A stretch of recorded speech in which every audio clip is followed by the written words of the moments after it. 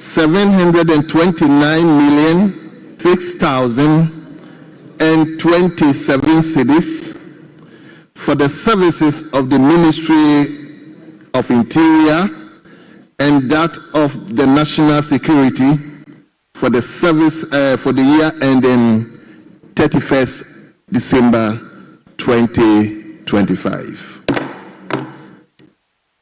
Yes, Leader. Thank you, Mr. Speaker. Mr. Speaker, can we continue on the same page 8? Very well. Before I call the Minister, indulge me to acknowledge our children at the public gallery. And the first school is Medina Senior High School. They are being led by Mrs. Faustina Alounu, who is the headmistress, and the school is located as usual Medina constituency. And I guess the Member of Parliament is here. Then we have Juapon Methodist Basic School. Juapon Methodist Basic School. They are being led by Mr. Apia Solom Utu, who is the head teacher, and the school is located at Northtown constituency. I think the Minister for Foreign Affairs constituency. Yes. So you are all welcome, and I believe you are monitoring what is going on, and that should urge you. Nobody should tell you. It should urge you to study and study and study hard, so that tomorrow you can also be here. You are welcome, and we wish you well. Thank you. You may resume your seat. Let me now turn to page 8. Page 8, item listed 33. Item listed 33, Minister for Defense. Thank you very much, Mr. Speaker. Mr. Speaker, I beg to move that this Honorable House approves the sum of 6,371,467,598 for the services of the Ministry of Defense for the year ending 31st December 2025. Mr. Speaker, before I move, let me emphasize a related argument which follows from that of the Ministry of Interior and the National Security that members have so eloquently espoused. We face issues of cybercrime, illegal mining, galamsey, conflicts between herdsmen and local communities, particularly farmers, violent extremism and terrorism. And so as a result of this, we have critical national infrastructure that must be continued with new ones initiated, particularly in our forward operating bases, in order to be able to place troops closer to where threats may emanate directly from.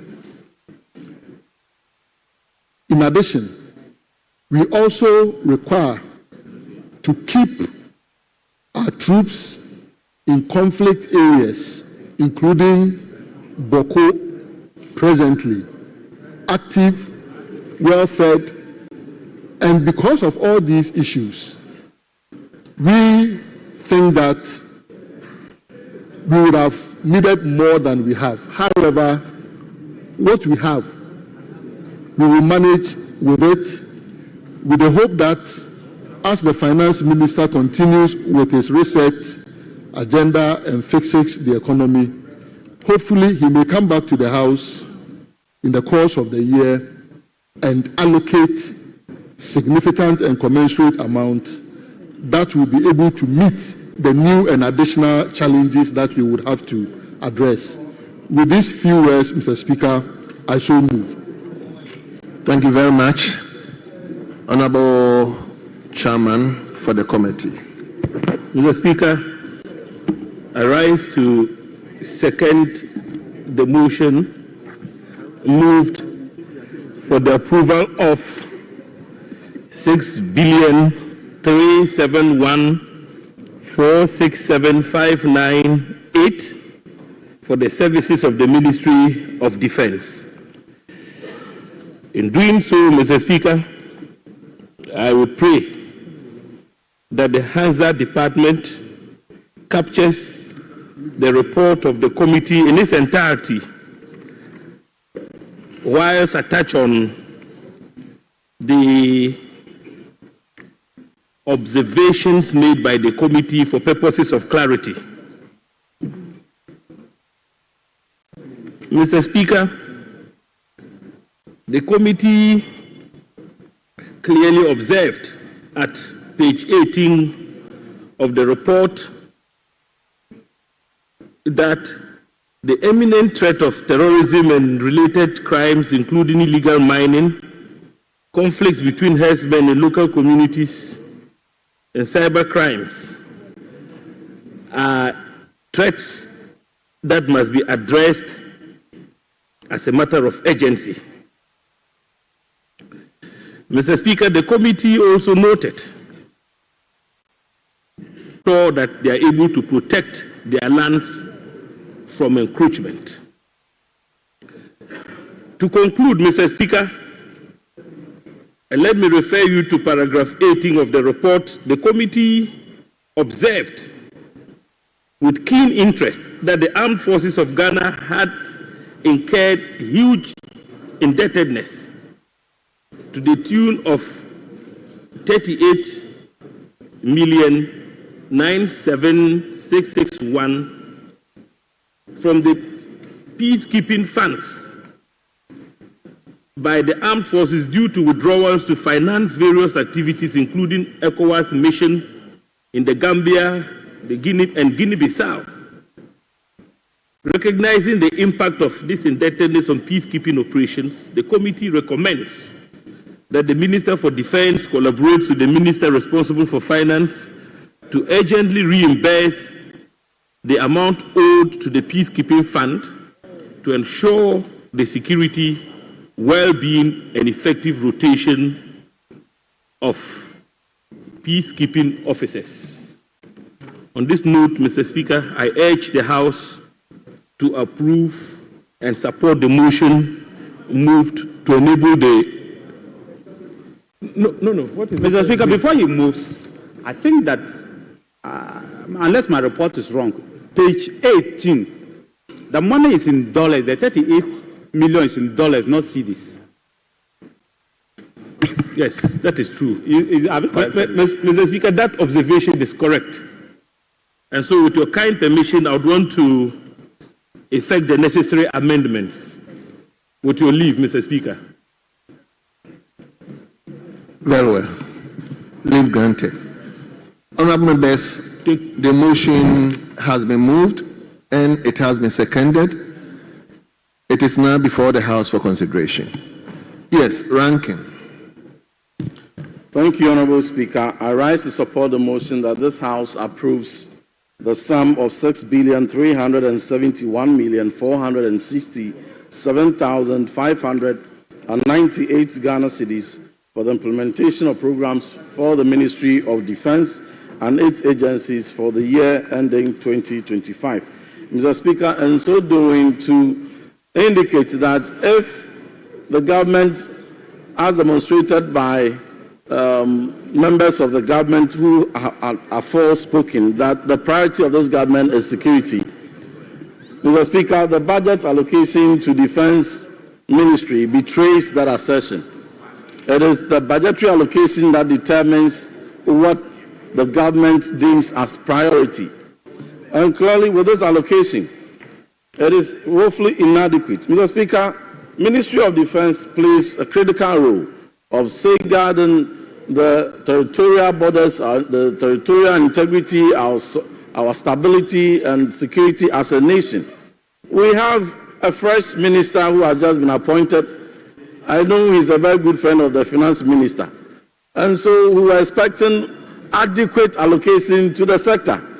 we have freshly appointed Chief of Defense Staff, Service Chiefs, Chief of Naval Staff, Chief of Army Staff, Chief of Air Staff, Chief of Staff. These are very seasoned soldiers who bring to the fore very solid credentials. And they are poised to deliver, but we need to give them the resources to be able to deliver. We need to resource the Navy with the requisite ships and offshore patrol ships to be able to beef up their fleet of equipment to deliver what they are poised to do so. We saw in this budget here an indication under the Ministry of Defense that the government is committed to completing the 15 forward operating bases that are ongoing.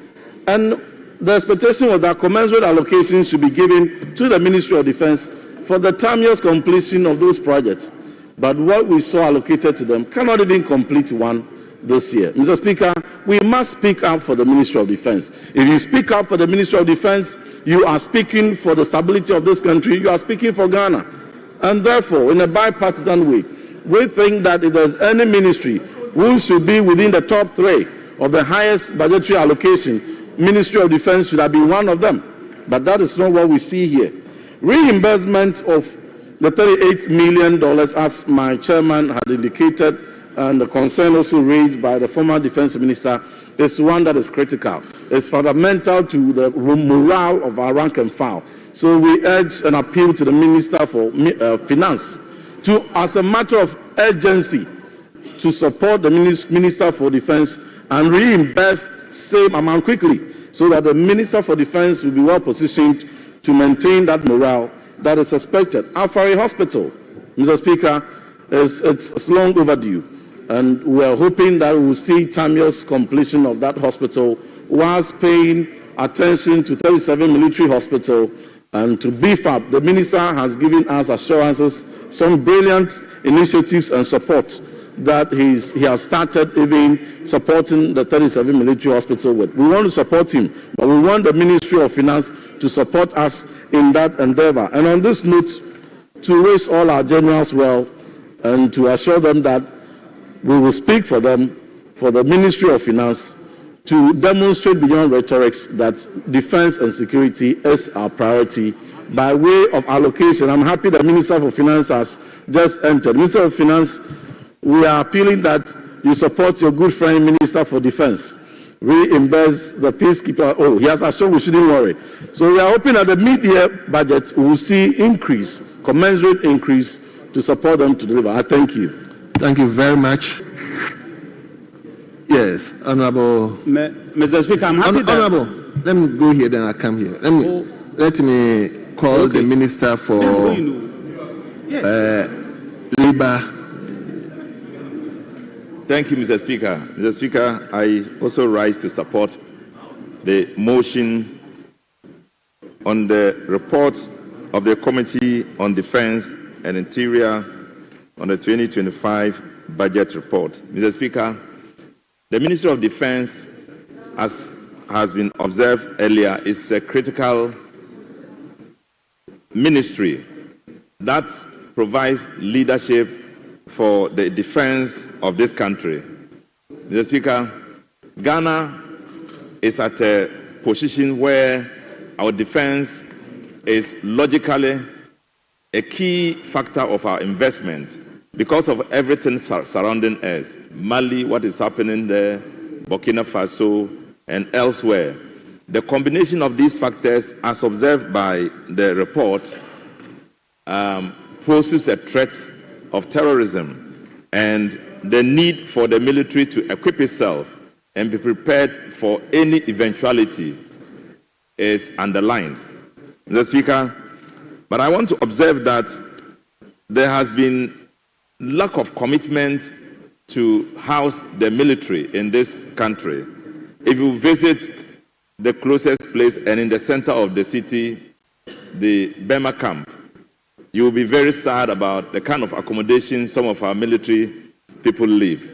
And I think that it is important that this is looked at thoroughly so that in future we don't begin to complain about eventualities that will cripple our effort to defend this nation.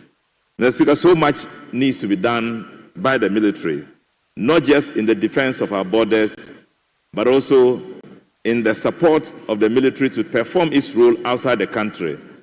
We have noticed that the Ghana military is very much respected throughout the country, throughout the world, especially in their performance at peacekeeping efforts and other military interventions that will require an international cooperation. So this vote given to them, I do support that we allocate the said amount to them. But I think that what should have been given them is not what they have allocated for them this year. And I suppose that at the end of it all, this 6.3 billion that has been given to them should be properly allocated to the appropriate places as indicated here, so that in our oversight, we can be sure that so much is spent to enforce the functional duty of the military, and so much is also invested in the building, in the office building as indicated in the report, and the accommodation of the military. Mr. Speaker, because of the strategic nature of this ministry, I want to call on my friends, my colleagues everywhere, to support the allocation and to support the motion. Thank you, Mr. Speaker. Thank you very much. Let me go to former Minister for Defense. Mr. Speaker, thank you very much. It is my pleasure to support this motion. But I'm always supporting with heavy heart. Because when you see a budget of 6.3 billion, somebody will sit and say, oh, the Minister for Defense has a lot of money. 5.6 billion of that money is for compensation. Really has nothing. I wish the Minister for Finance was here. And leadership, please carry the message to the Minister for Finance that we will have to find the Akosombo Accord and come back to it. If we were truly, as a country, giving the Minister of Defense or the Minister of Defense the resources, the Minister of Defense should not get anything less than 118 billion Ghana cedi in this budget. Yes, because all the countries, Ivory Coast, Burkina Faso, Mali, Niger, Guinea, Nigeria, all the countries, they spend a minimum of 1.5% of their GDP. If our GDP is 1.2 trillion Ghana cedi, then we should spend a minimum of 1.5%, which are close to 18 billion Ghana cedi. And that's what we should be looking at. Mr. Speaker, I want to go back to what the Minister of Education said, that this Parliament has always been very supportive of the Ministry of Defense. It is the reason why we went on not on one occasion, not on two occasions, at least 3 occasions to Akosombo to all agree that the Minister for Finance should look for resources to give to the Minister for Defense. It doesn't matter who the person is, to ensure that they can protect our country. Senegal is building a very big port, the biggest in West Africa. What we can achieve with our new port is to ensure that the security on our high seas. And you can only do that with the Navy. But as we say today, we all know what the state of the Navy is. It is not in my interest to state what the state is. But if it were a committee of the whole, I would have stated exactly where we find ourselves with Navy and with Air Force. Mr. Speaker, I want to carry this sentiment to the Minister for Finance that he has to find money, whatever it is, to ensure that the Minister for Defense is able to give capacity to the armed forces, especially Navy and Air Force, and especially Air Force. As for the issue of the 2 OPVs, I believe he knows that I have always told him that he must make sure that those OPVs are bought. But the Air Force, Mr. Speaker, you cannot have an Air Force and not let it be an Air Force.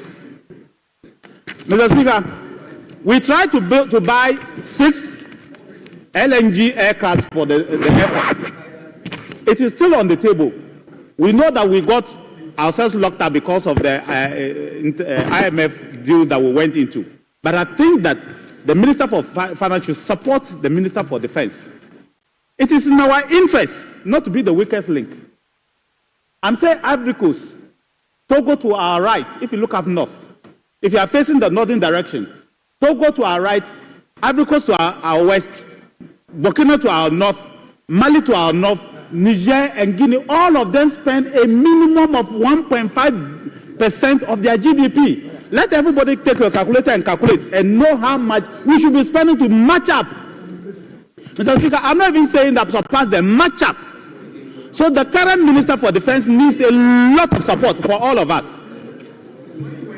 Unfortunately, he knows. Unfortunately, he knows. It's the same support you gave me. Trust me, anytime the budget of the Minister of Defense came, I remember Harun Edrusi here, and a lot of you, Agaga, the same support you gave me. What I'm saying, I'm just repeating, as if I'm quoting some of you who were here. Mr. Speaker, I want also the leadership to carry the sentiment of this House to the Finance Minister, that he should immediately look for $38 million and give to the Minister for Defense to ensure that the peacekeeping resource is not compromised. It is not because of mismanagement for the Minister of Defense, no. It's not because of mismanagement for the armed forces, no. But it is because the armed forces were pragmatic enough to save this country. They had to look for money to purchase a ship for us. Without that ship, Mr. Speaker, I don't know where the Navy would have been. And they use the peacekeeping resource. Mr. Speaker, the ECOWAS heads of states and heads of government met and said that we should send troops to Gambia and then to Guinea. The Minister for Finance was expected to make sure that they give the Minister of Defense enough money to be able to take off these troops. But as usual, Ghana is constrained. So the soldiers had to find a way of financing these missions from their own resource. Today we have this shortfall. And so the Minister for Finance must look for this money for the Minister for Defense to ensure that when the soldiers are coming in, and there's a record that we set, we never paid any soldier in Ghana. All soldiers were paid in their mission areas. I want the Minister to be supported to ensure. I want the Minister to be supported to ensure that that record is not broken. So please, send the sentiment of this House to the Minister for Finance that should look for $38 million and give to the Minister for Defense to ensure that he can at least start on a good note. Mr. Speaker, the Minister for Defense should get a minimum of $3 to $4 billion from the big push. Yes. Mr. Speaker, he needs to get these resources. Otherwise, you may not be able to complete Afari. Otherwise, the minister will not be able to complete the forward operating bases. Otherwise, the minister will not be able to complete the forward operating base, the Navy forward operating base. So that big push of 13 billion, the Minister of Finance should allocate a minimum of 4 billion to the Minister for Defense. Trust me. The Minister for Road, you know that I'm always with you.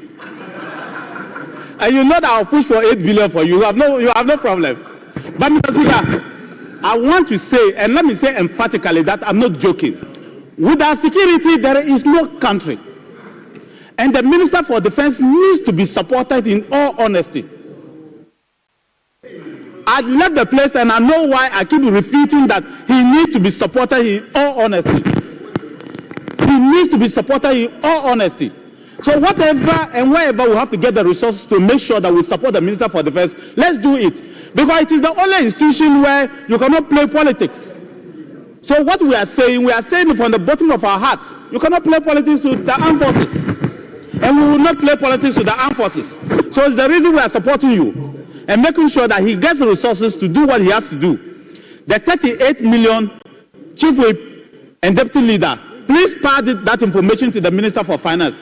That immediately. He should not wait.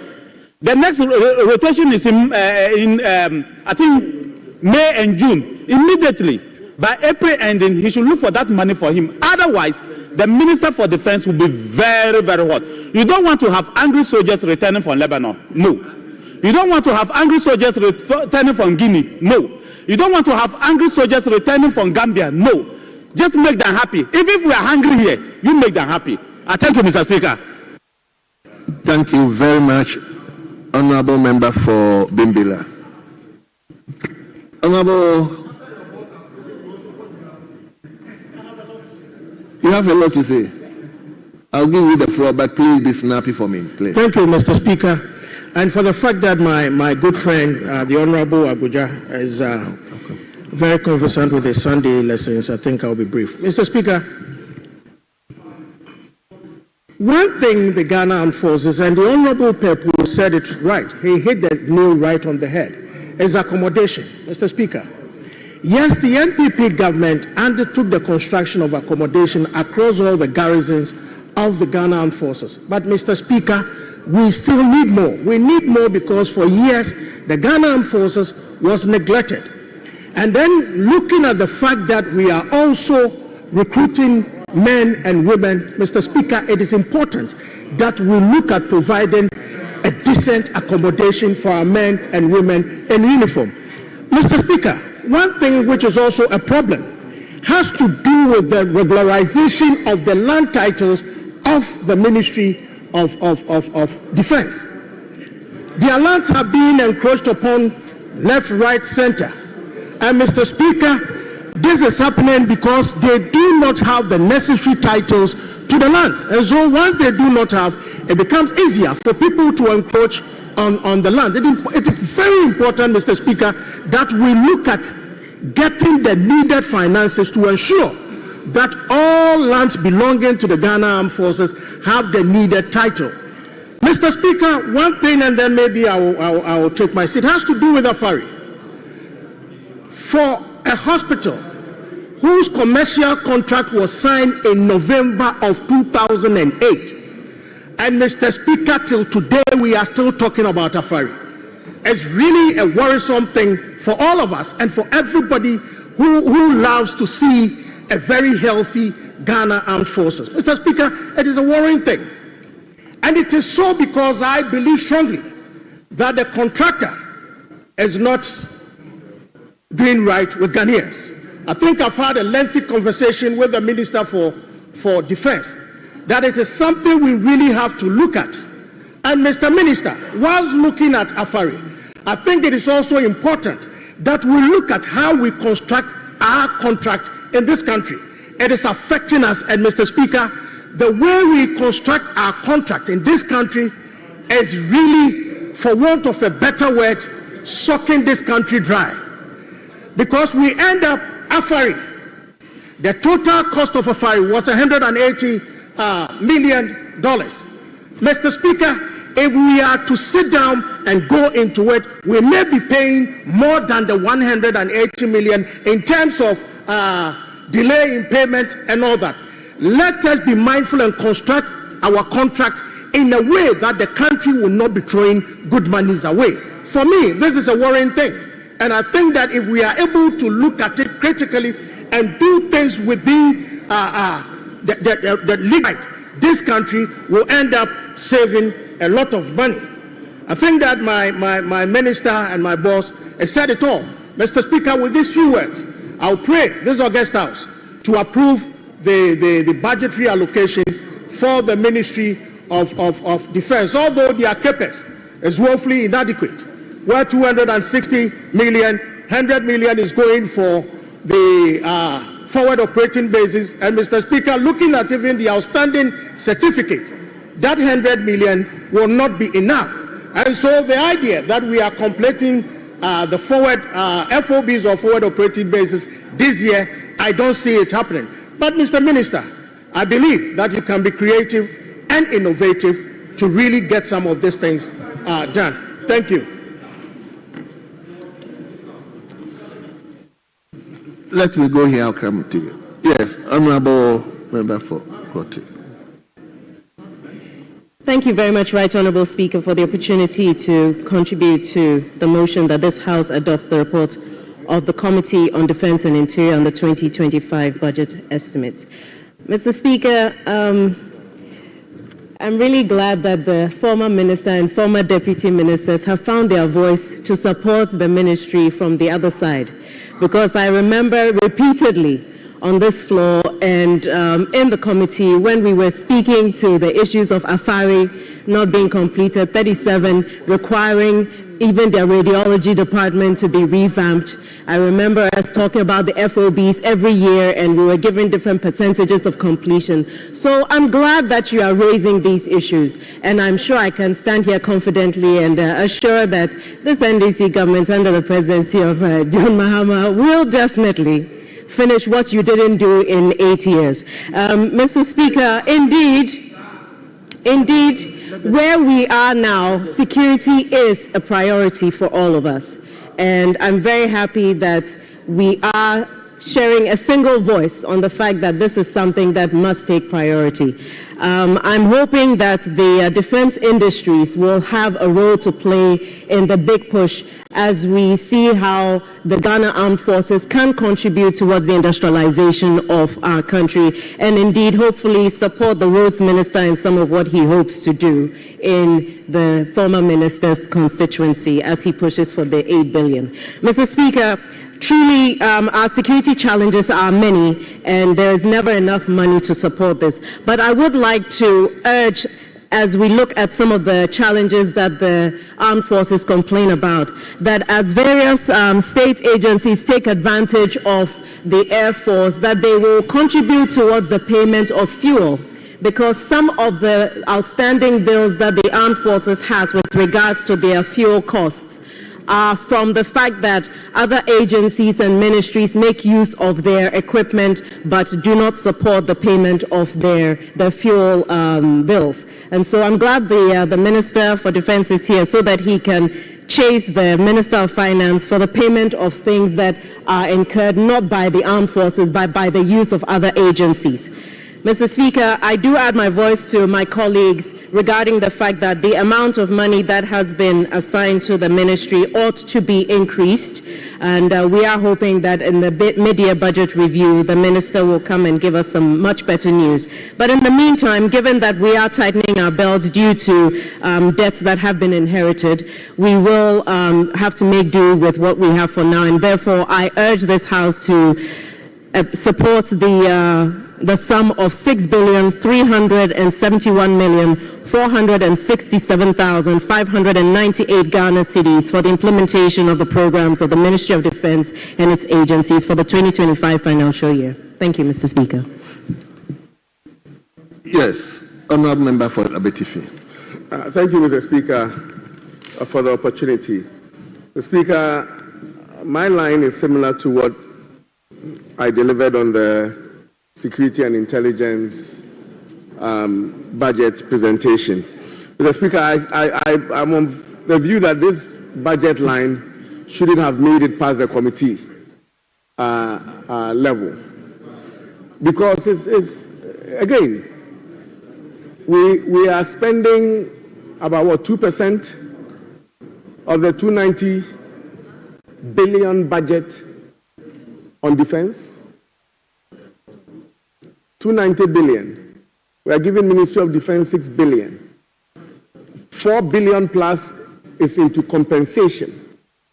What are we doing as a country? What are we doing as a country, Mr. Speaker? Without security, everything else falls apart. Mr. Speaker, in the sub-region, we are dealing with major terrorist threats. Internally, we have major challenges: Calm Life, Al-Qaeda, Nusrat, Al-Muslim. The major issues that we are dealing with, and major issues that our military is handling, our Navy, maritime security. And we are giving them what, $1 billion, north of $1 billion cedis for capex and goods and services. And we are all looking on, asking that this budget be approved. we are only paying our soldiers a salary and asking them to stay at the barracks.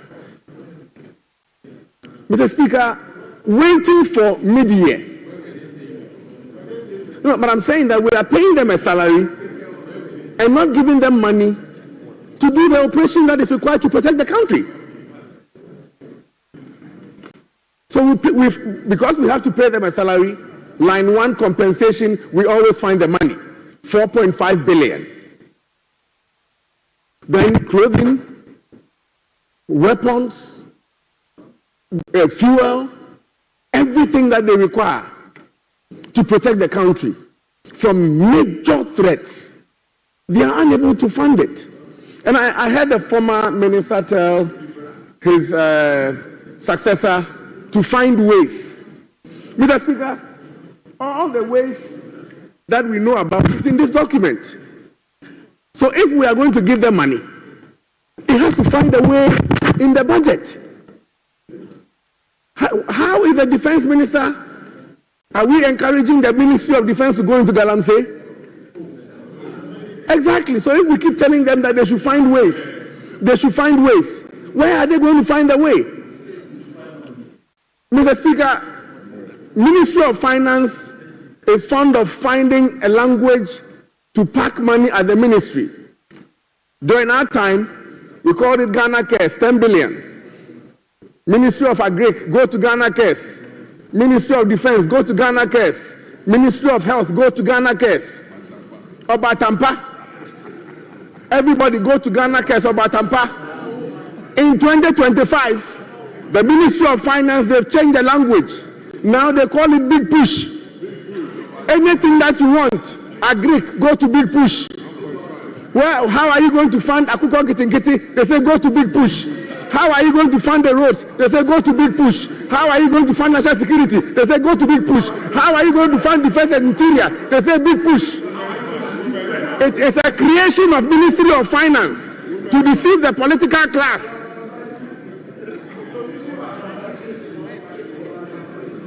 You see, that is why I'm speaking for you.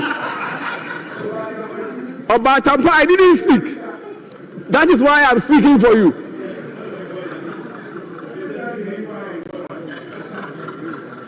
Minister, Aruna, Mr. Speaker, I didn't want to do that. Decline the invitation. Mr. Speaker, decline the invitation. Minister, we are coming to take your report.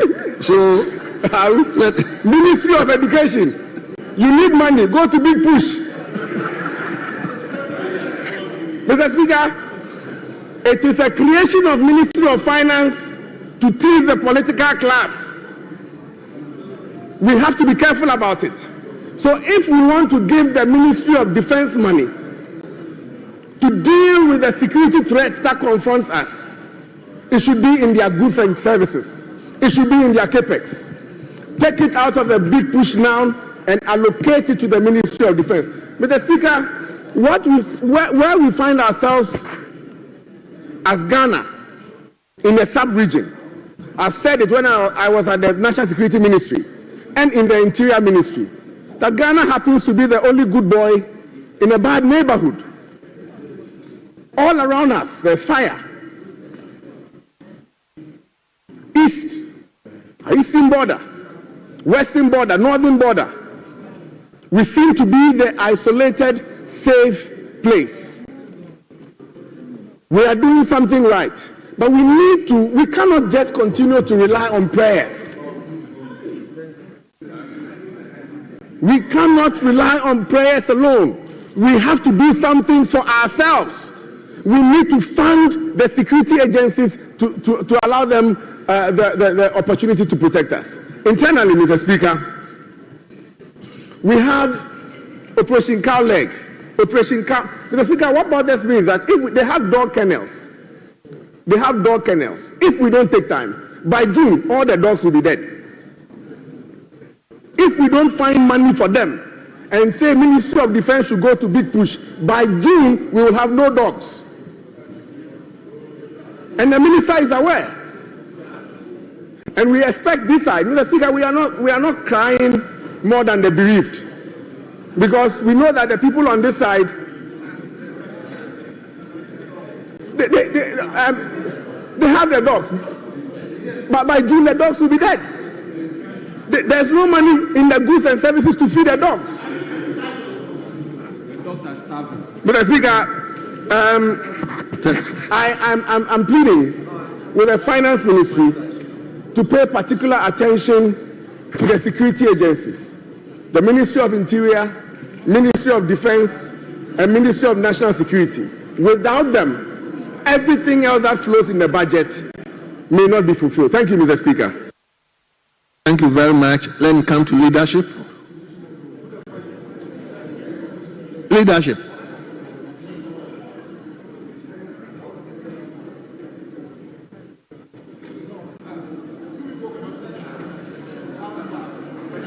Leader.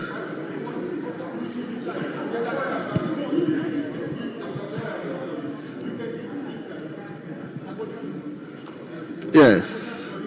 But please, let be snappy. I beg of you. Leader. Yes, I Speaker, I rise to speak in support of the motion for the passage of the advertised amount in lieu of the Ministry of Defense. I have listened to the former minister. I've also listened to my good friend, Honorable Brian Champo, and just a few observations.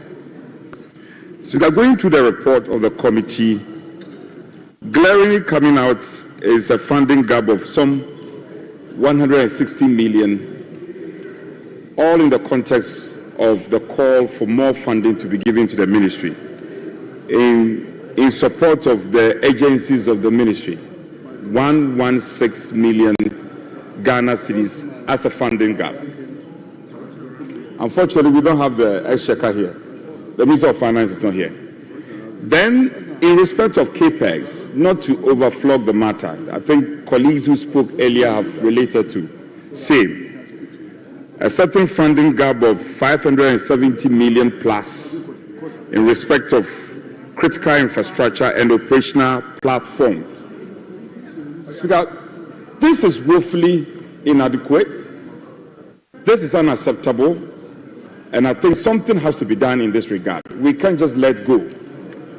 Operational platforms, Onobwagaga. We can't just let this go. I think something has to be done. And so my call will be that the two funding gaps, one in respect of the agencies, the 116 million, and then the 770 million, either of them would have to be met. We can't leave the two. Give them yours. Speaker, I'm surprised to read in the report that issue about encroachment of the armed forces land is still rearing its head. How can it be the whole armed forces lands are being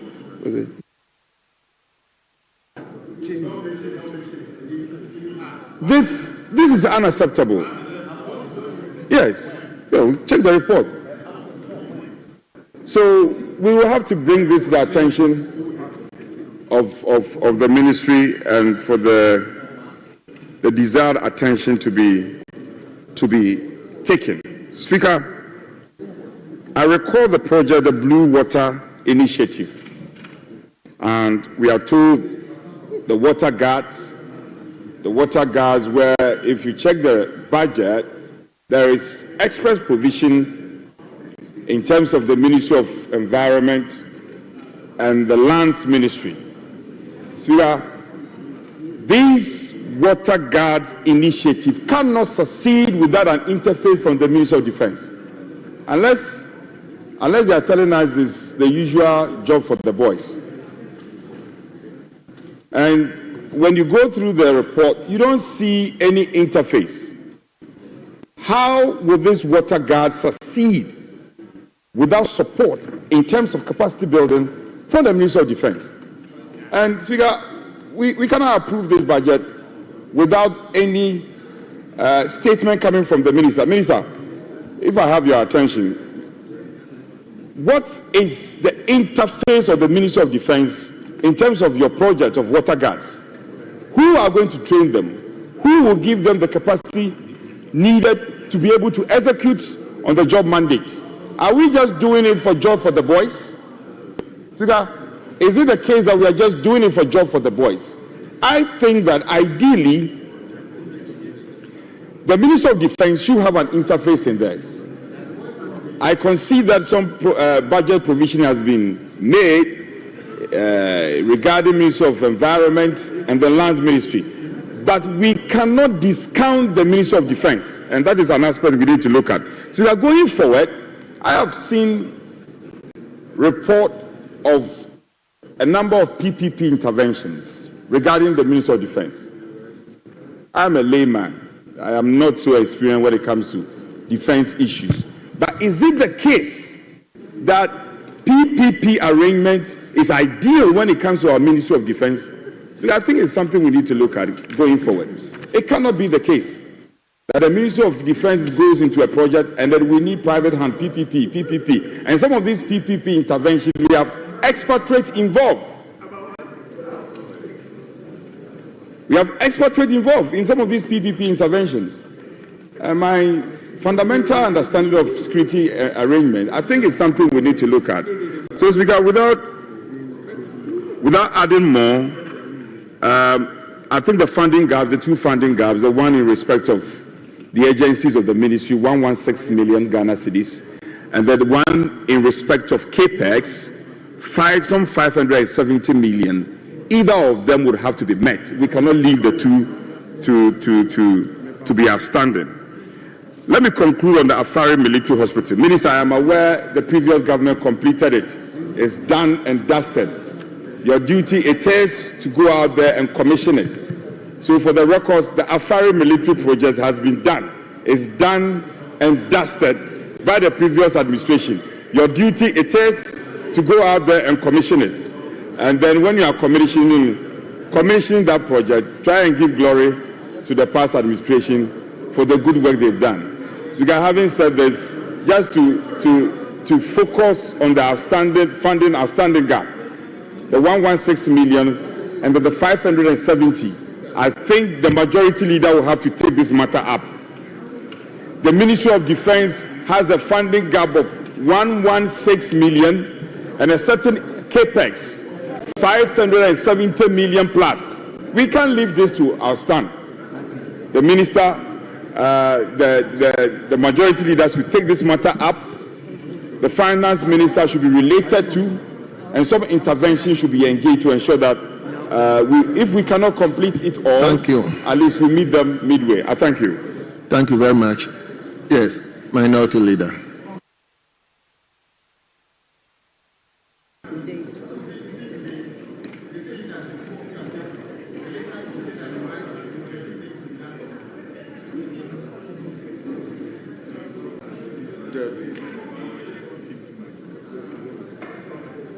Honorable Buja, he's your friend, so don't.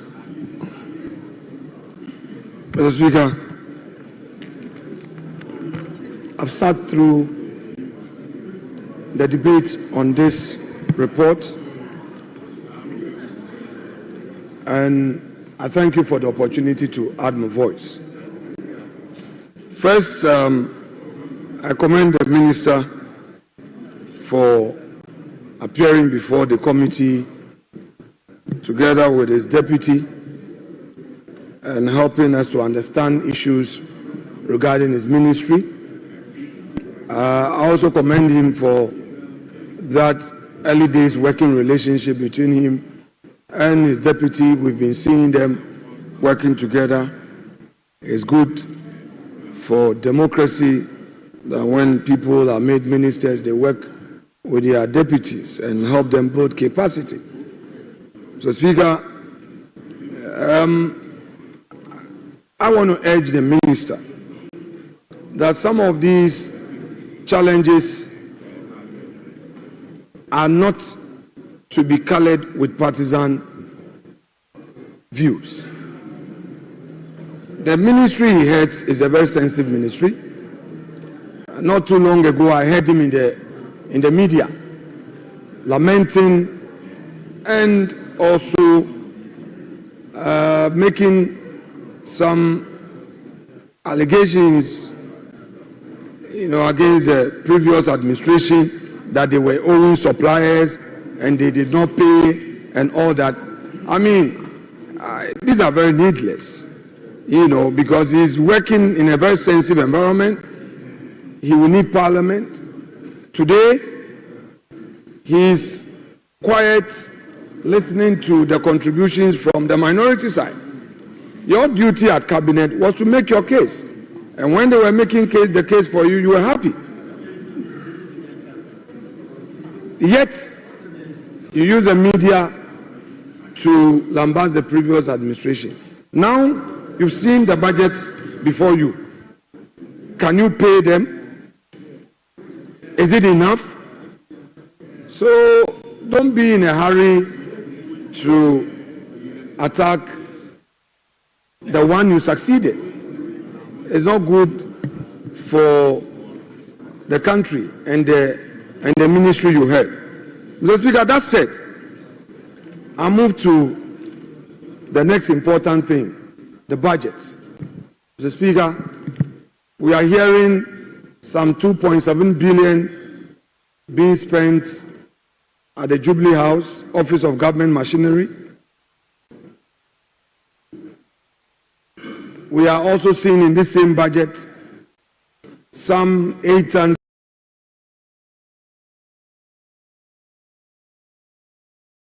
million. 800 million, yes.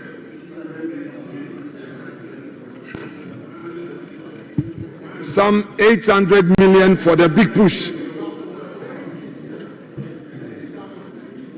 Yet, the security of the state, the men and women in the armed forces, you are giving them a paltry sum of some 6 billion, of which over 70% is going into compensation. Minister for Mr. Speaker, let me pause on this submission and address a preliminary issue. The Minister for Roads and Highways, Mr. Speaker, we work together in leadership. I told him to remain in this house. He told me he was going. He comes here to cause trouble. The road contractors are looking for you. Go and pay them. Then you come here and each time you come, trouble. You come here, the temperature will be going up. Please, Mr. Speaker, that's by the way. So, Mr. Speaker, I believe that the government must know its priorities and get the priorities right. You are saying that you're giving over $290 million to support PMMC, which is on its way to metamorphose into gold bond. And then you are telling us that the gold bond, they are going to buy and sell gold and also regulate. This is what you are telling Ghanaians, that this gold bond, you are going to release $290 million. And you are also going to buy from small-scale miners. How sure are we of your intent? But we'll leave that for another day. But I ask a simple question. Why is it that when it comes to the Ministry of Defense, those who are sacrificing what they need to do their work is not a priority to you? Then this so-called reset, what is it about? And then the minister comes to Parliament, does not make a case at Cabinet, comes to Parliament. Yes, well, if you made your case at Cabinet, speak into the mic. You don't make your case in Cabinet, You allow cabinet because before this budget, Honorable Minority Leader, your colleague. before this budget, the majority leader told us that there was going to be a cabinet meeting to discuss the budget before. Honorable Minority Leader. And the defense minister did not make a case. Your colleague. Oh, very well, Mr. Speaker. Yes. If you are recognizing him on the point of order, yes, it's no problem. Yes. But he should make sure he doesn't argue. Yes. Honorable Majority Leader. Mr. Speaker, the Minority Leader does not know what happened at Cabinet. He is unable to tell. So he cannot say that the minister did not make his case in Cabinet. And Mr. Speaker, the minister is also under oath. So the minister is unable to get up and also disclose proceedings of Cabinet. Mr. Speaker, it is convenient for him to stay away from that kind of allegation and discussion because the minister cannot respond and he cannot also substantiate his claim. So, Mr. Speaker, let us proceed with the substantive matters. And also on the issue of gold board and the purchase of gold, if government purchases gold, it is an asset. It is an asset. It's not an expenditure. It is an asset which will be used to exchange for products, which will then be used to repay for the purchase of the gold. Leader, when you get there, then you can. So, Honorable. Mr. Speaker, so I've now seen through the new strategy of the majority leader. When I make my submission, he has to counter immediately. So this is not a point of order, but another submission from the NDC caucus. Very well, that's okay. Mr. Speaker, I was not at Cabinet, but if the minister was able to make his case at Cabinet, this wouldn't be the amount to be allocated. Does that mean that he was bullied at Cabinet? That he could not tell Cabinet the priorities of his ministry, and then Dr. Forson took all the money to the big push, $800 million to big push. What is a big push? This government does not know its priorities. Because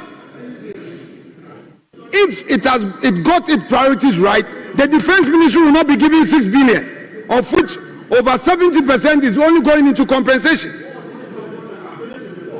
You are in government now. Forget about yesterday. You said you are resetting. You said you are resetting. It is you who is in government. We are holding your feet to the fire. Mr. Speaker, why would you give $290 million to gold bond? That they should go and buy gold, Galamsey gold. They should go and sell Galamsey gold.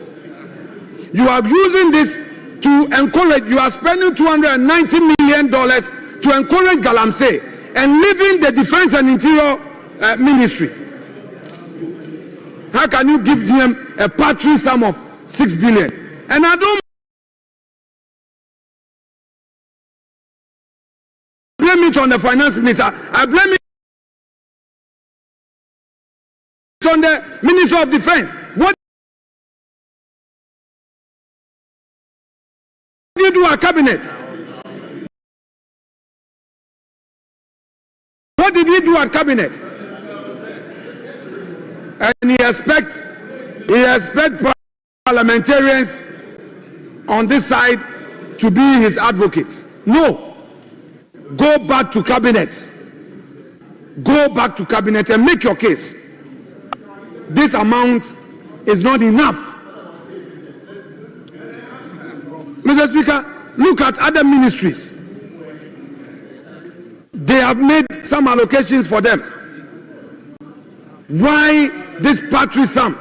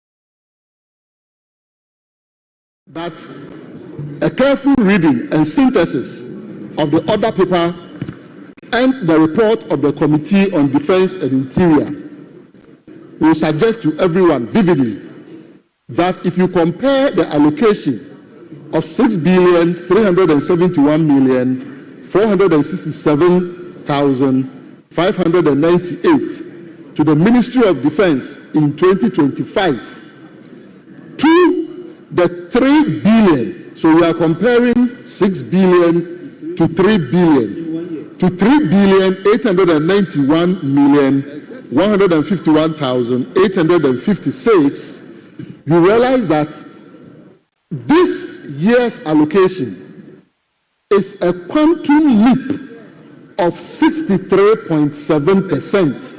Mr. Speaker, I didn't say 38%. It is 63.7%. Mr. Speaker, I thank you very much for your encouraging us to do more, but it will be placed on record that a 63.7% quantum leap is a clear indication of the trajectory. Thank you. Thank you very much. Honorable members, at the conclusion of the debate, all those in favor that the motion listed 33 in today's order paper be adopted, say aye. All those against, say no. Honorable members, the ayes have it. The motion is adopted, and that this honorable House has approved the sum of 6,371,467,598 Ghana cedis for the services of the Ministry of Defense for the year ending 31st December 2025. Yes, leader. Mr. Speaker, we will go back and take item 17, page 5. Item 17. Oh, he's come. Oh. Yeah. Mr. Speaker, I would like to make an appeal to vary the order of business and take addendum for the finance minister to be able to lay some bills. Thank you very much, Mr. Speaker. Yes, Honorable Minority Whip. Speaker, the deputy leader knows what to do. That's all right. The minister is here. The respected Attorney General has been sitting here all day. Yes. He has been sitting all day. Is it the case that you don't like him? Is it the case that you don't like him? Why would you want to vary the order of business? The finance minister just walked in. The finance minister, he just walked in. Show some respect to the AG. He has been here all day. Mr. Speaker, we are doing this with a very good understanding from the AG. Thank you. Mr. Speaker, the Attorney General is also a bona fide member of this House. He has been very cooperative, and we know what stuff he's made of. He is upholding human rights. He is upholding human rights, and he needs this budget for the purpose of his work. We can't delay the Attorney General any further in this chamber. The Attorney General must be heard, and he knows we support him. So, Mr. Speaker, I support the case of the minority chief whip, that we must hear the Attorney General and take his budget and take his report. We cannot vary. Yes, we should take the Attorney General. Even if he is after us, we will show him love. Even if he is after us, we will show him love. We should take his report. Honorable members. Yes. Mr. Speaker, the Attorney General has just agreed with your kind leave to lay the bills on behalf of the finance minister has come back. But Attorney indicated to me that he was willing to lay the bills on behalf of the finance minister. Mr. Speaker, can we just proceed to lay the bills? But I just wanted to find out. We can take the estimates of the Attorney General. Yes, but I just wanted to find out, Special Prosecutor, it falls under which ministry? The Attorney General. So if you are taking 17, which is the Special Prosecutor, then it falls squarely on the Attorney General. So you can move the motion.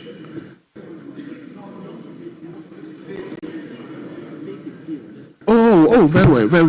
I didn't. So that is this. Oh, the deputy leader said 17. So that is why. Very well.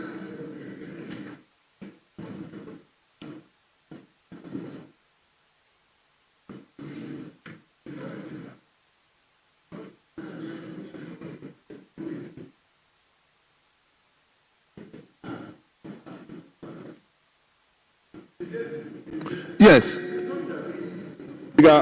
We have since morning we have been exceedingly magnanimous, and in same context, we will give in to them. Let the finance minister do the laying of the papers. He's laying. Mr. Speaker, I want to place on record that a special award needs to be given to the Minority Chief Whip for his level of cooperation, collaboration, support, assistance is legendary. Let the records capture that he has been very, very cooperative. And when it comes to printing books, let the book that talks about the Minority Chief Whip be the biggest book.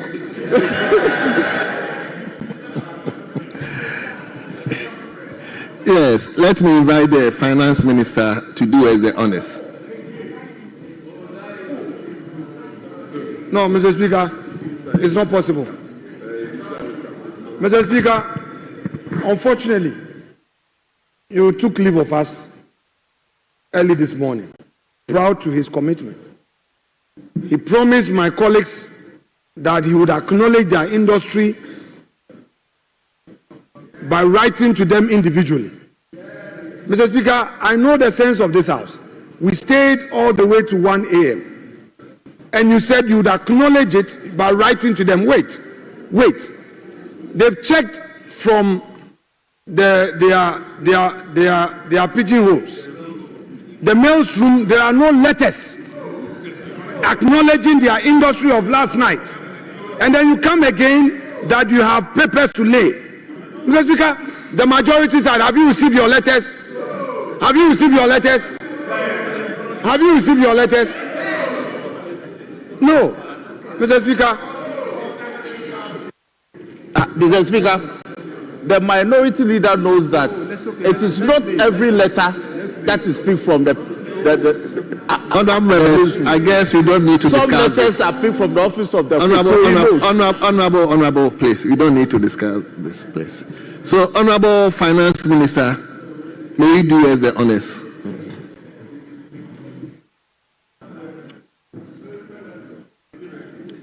An act to amend the Public Financial Management Act 2016, Act 921, to provide for the new fiscal responsibility rules, establish an independent fiscal council to promote budget credibility, macroeconomic stability, fiscal and debt sustainability, and to provide for related matters. An act to amend the Minerals Income Investment Fund Act 2018, Act 978, to transfer mineral income to the Minerals Income Holding Account and to provide for related matters. An act to amend the Petroleum Revenue Management Act 2011, Act 815, to provide for all the annual budget funding amount to be used for infrastructure development and provide for related matters. An act to amend the Ghana Cocoa Board Act 1984, PNDC Law 81, to change the supervisory Ministry of Cocoa Board from the Ministry of Food and Agriculture to the Ministry of Finance, establish a Producer Price Review Committee and Producer Price Review Technical Committee to improve financial oversight, and ensure policy coherence and the efficient management of resources in the cocoa sector, and to prohibit quasi-fiscal activities by Cocoa Board, including construction of cocoa roads. An act to amend the Public Procurement Authority Act 2003, Act 663, to make authorization for commencement certificates a prerequisite for all procurements to be funded by central government and provide for related matters. Honourable members, the bills listed 1, A, B, C, D, E is hereby laid and is referred to the Finance Committee for consideration and report. Yes, are we taking the 2 as well?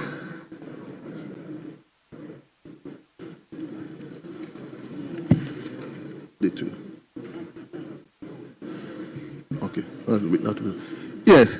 Now, majority leaders. Yeah, Mr. Speaker, so we will now go back to the other paper, the original other paper, and look at page 5, item 17. Motion number 17, yeah. On the other paper, 17. Thank you, Mr. Speaker. Very well. Honourable Attorney General and Minister for Justice. Thank you, Right Honourable Speaker. Right Honourable Speaker, I beg to move that this Honourable House approves the sum of 146,750,289 Ghana cedis for the services of the Office of the Special Prosecutor for the year ending 31st December 2025. I so move, Mr. Speaker. Thank you very much. The chairman of the committee to second the motion. Thank you very much, Right Honourable Speaker. Right Honourable Speaker, I beg to second the motion that this Honourable House approves a sum of 146,750,289 Ghana cedis for the services of the Office of the Special Prosecutor for the year ending 31st December 2025. In so doing, Mr. Speaker, I'd like to make some brief comments on this, on the report, and I pray that the Hansard Department captures the entire report as if it was read fully. Mr. Speaker, like the AG and his ministry, the Office of the Special Prosecutor has been in the news for the very good reasons.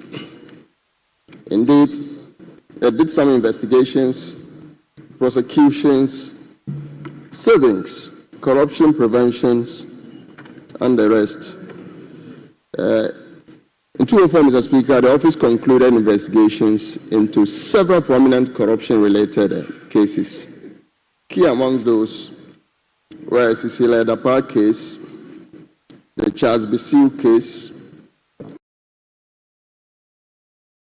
the Ghana Police Service recruitment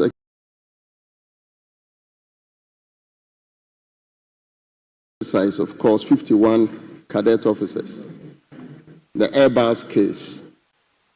Additionally, the OSP initiated investigations into other significant matters, including the SML, Strategic Mobilization Ghana Limited, and the National Cathedral Project. Indeed, administrative malpractices at the National Service Authority and the appropriation, sale and lease of state-owned lands. Mr. Speaker, they prosecuted a number of cases. Just to mention a few of them, the office initiated legal action against some individuals, including the former CEO of the Public Procurement Authority, the former executives of the Northern Development Authority, and indeed the President's nominee for the Chief Executive role of Job and Municipal Assembly. Significantly, Mr. Speaker, the OSP was able to make some savings by just doing a pilot project, Mr. Speaker, in 2 regions, they were able to Honorable Chairman, please just be snappy. I mean, Mr. Speaker, it's striking and significant to note that the OSP carried a sensitization program to the young people of this country. They say if you want to fight corruption, fight it from the grassroots by educating the young people on how to avoid corruption. Mr. Speaker, the fight continues, so they need money to continue with the activities. The committee, after conducting a comprehensive review of the 2025 programs and the annual budget estimates of the Office of the Special Prosecutor, concludes that the proposed initiatives are in line with the strategic objectives necessary for advancing the fight against corruption and corruption-related activities in the country. The committee accordingly recommends to the House to adopt this report and approve the sum of 146,750,289 Ghana cedis to finance the implementation and programs and activities of the Office of the Special Prosecutor. I so submit. Thank you very much. Yes, Honorable Tampori. Thank you, Mr. Speaker. Mr. Speaker, I rise to support the recommendation of the committee for the approval of the sum indicated in the report, 146,750,289. Mr. Speaker, I compare this to allocation to the same Office of the Special Prosecutor for 2024, which was 149,005,669. Mr. Speaker, it's been said, and it bears repeating, that unto whom much is given, much is expected. Mr. Speaker, similarly, unto whom less is given, less ought to be expected. Mr. Speaker, we are fighting corruption. So if we are fighting corruption, then we should resource the agencies that are fighting corruption on our behalf. It appears that we are racing to the bottom by reason of the fact that we are under-resourcing the agencies that we are using to fight corruption. Mr. Speaker, I'm not too sure whether the government is very committed to the fight against corruption, especially having regard to the fact that we have had Oral, and Oral has submitted his reports, and then the report is being, action. A great deal is expected, of the Ministry of Finance as far as the fight against corruption is concerned. And Mr. Speaker, the Office of the Special Prosecutor had requested for 250 million Ghana cedis.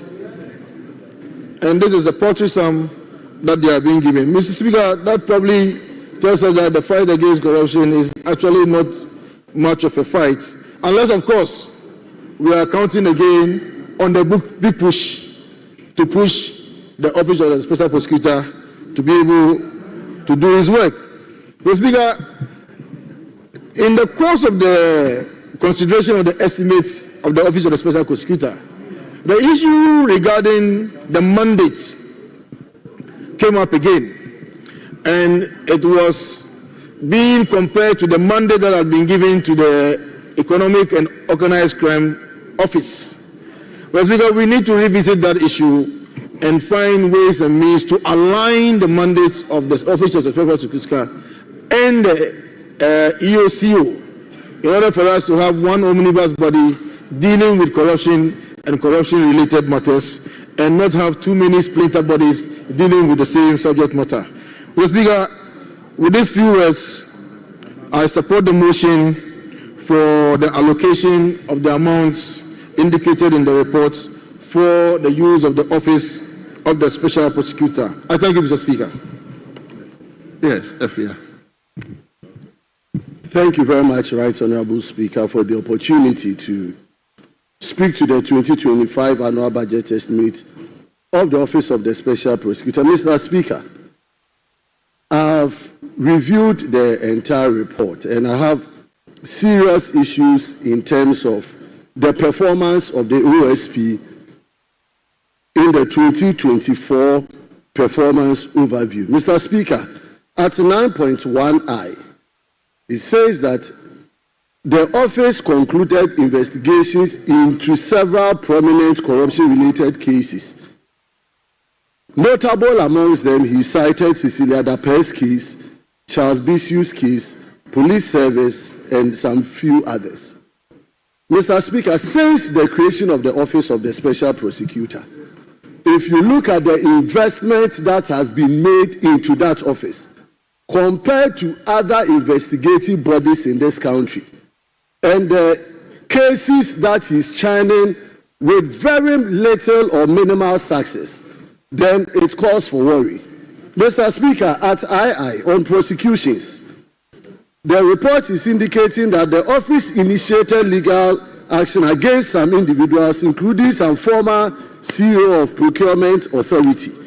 When you look at this context, yes, you are unable to determine the number of cases that the OSP has successfully prosecuted. Mr. Speaker, if you look at his recoveries in III, the OSP is telling this House that in 2024, he was able to only prevent disbursement of 2.8 million over the year 2024. That is how much the OSP was able to save for this country. After all the disbursement that was given him in 2024, that amounted to 142 million Ghana cedis. We reviewed that of legal aid and even the Attorney General's office. How much money has been released for the Office of the Attorney General? And then going to 2025, Mr. Speaker, the OSP is having a total staff of less than 250. Only 250 staff. And yet his compensation is 71.8 million cedis. What is that? We are crying, we are cutting down certain ministries and agencies. And yet the OSP is giving compensation for less than 249 staff to the tune of 71 million, capex of 54 million. We reviewed that of legal aid, just 1.5 million and 5 million has been made available. And the previous year, the OSP was giving a total of 32 million in compensation in goods and services and 47 million in capex. So with all these resources that is going to the OSP, what is the OSP giving to Ghana in return? Mr. Speaker, look at go to paragraph 11.3. The Office of the Special Prosecutor is supposed to have a retention of 30% of all the recoveries that he makes. That is supposed to be the basis upon which we assess the Office of the Special Prosecutor. If he works over a year and he's unable to check his IGF, that thing completely zero, and he's supposed to retain 30% of his recoveries. So if he's not recovering, how are we assessing the performance of the Special Prosecutor? For which reason the Attorney General is backing the OSP to be given over 140 million Ghana cedi. Mr. Speaker, in as much as we agree that we should fight corruption, the OSP's performance is abysmal for this consideration. And I urge on this House to review this kind of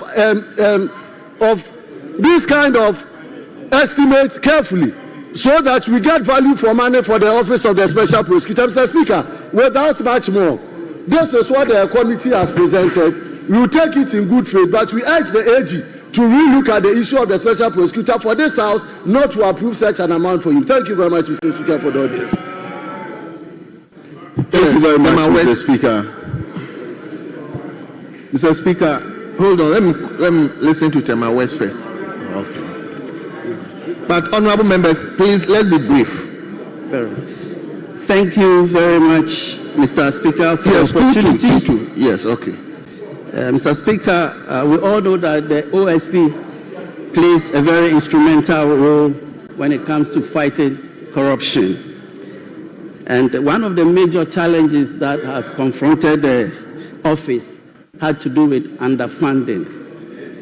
I believe that it is very important that the office is well resourced so that they will be able to execute their mandate under the law. Mr. Speaker, in our engagement as a committee with the office, it came out from the presentation that they made that the office had traced and blocked a total of 2,854,144.80 Ghana cedis.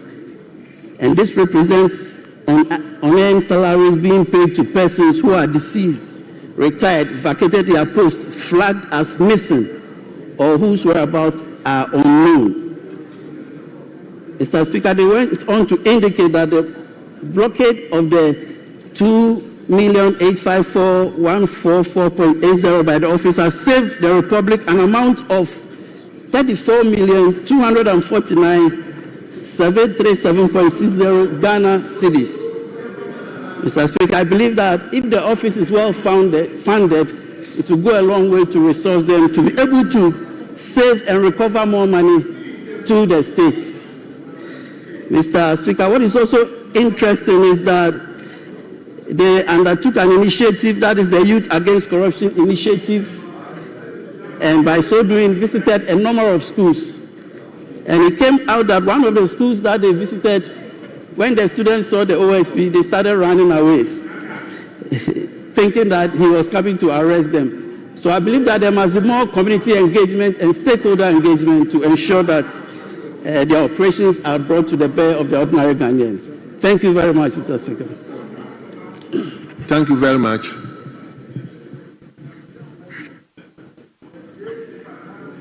I'm told we are supposed to take 2-2.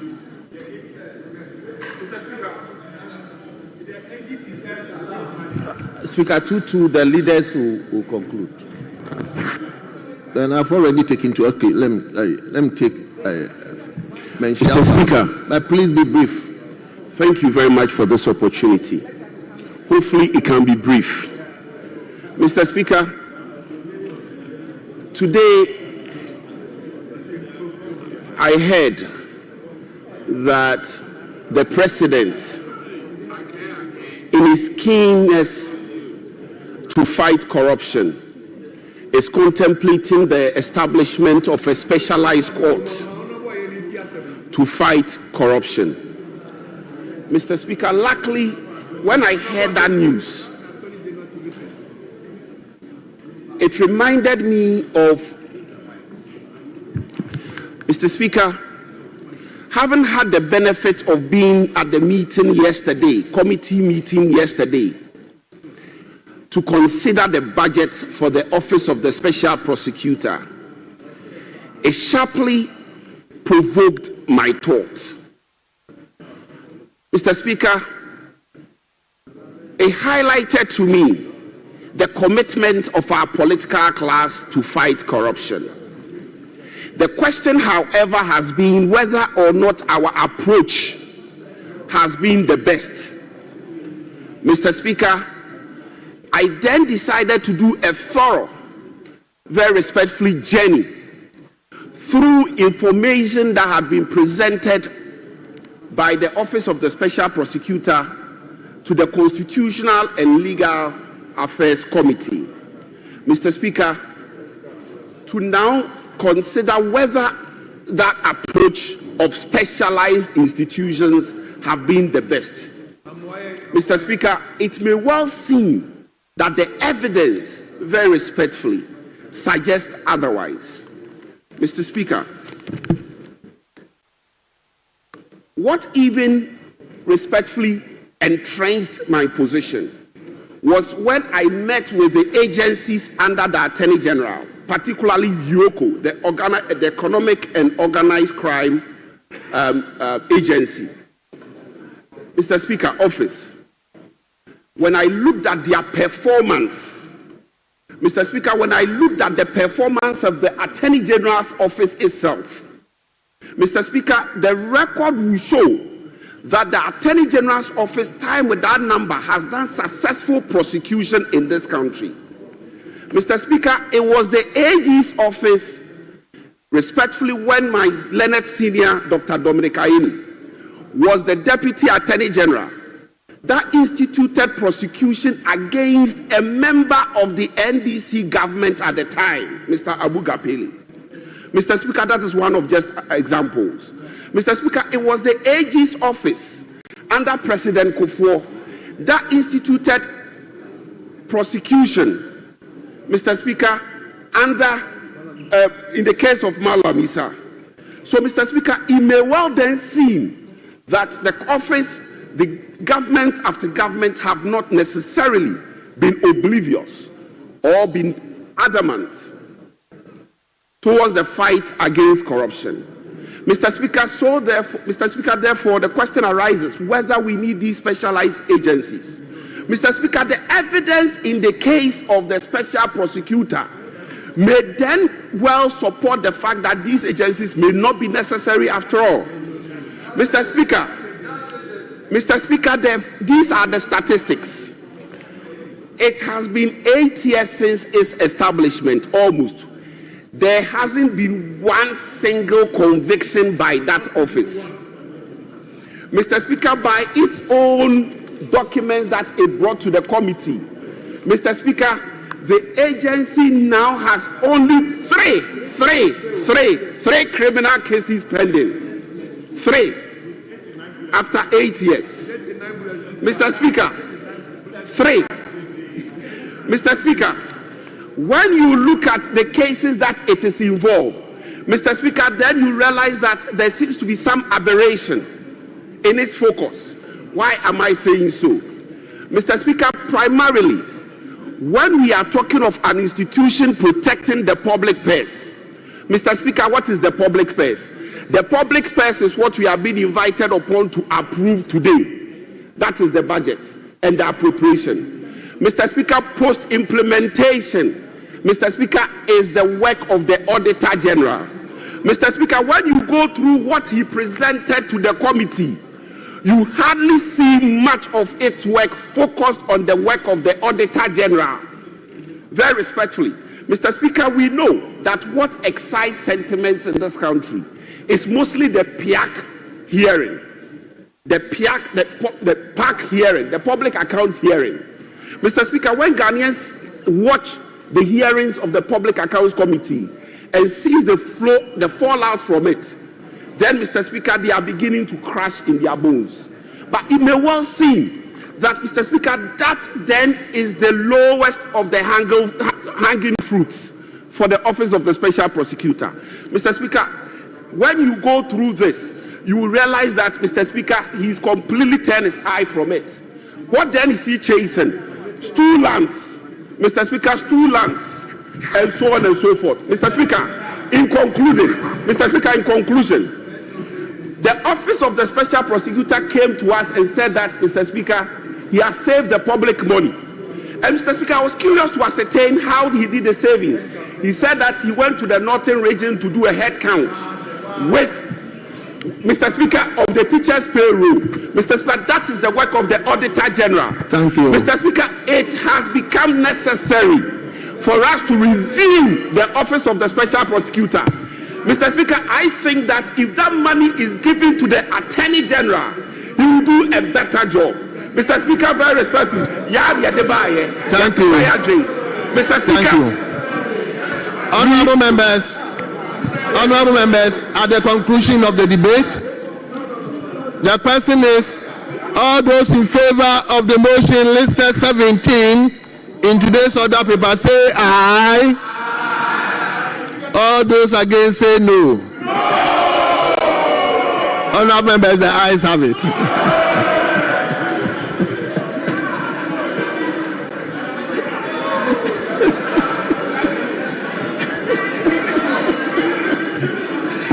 Honorable members, the ayes have it. The motion is carried. And that this honorable house has adopted and approved the sum of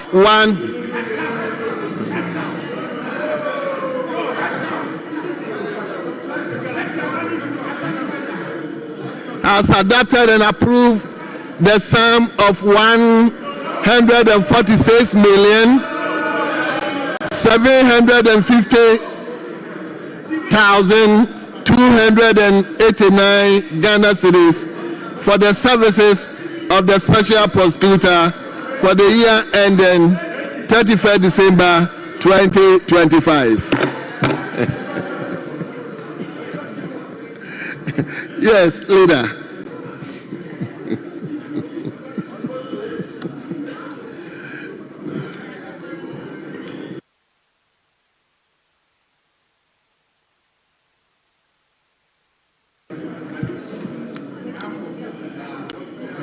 Thank you, Mr. Speaker.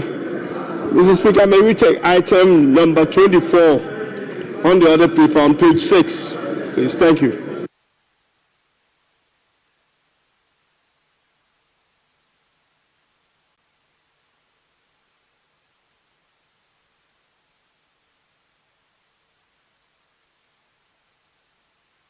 Honorable members, turn to page 6, item listed 24.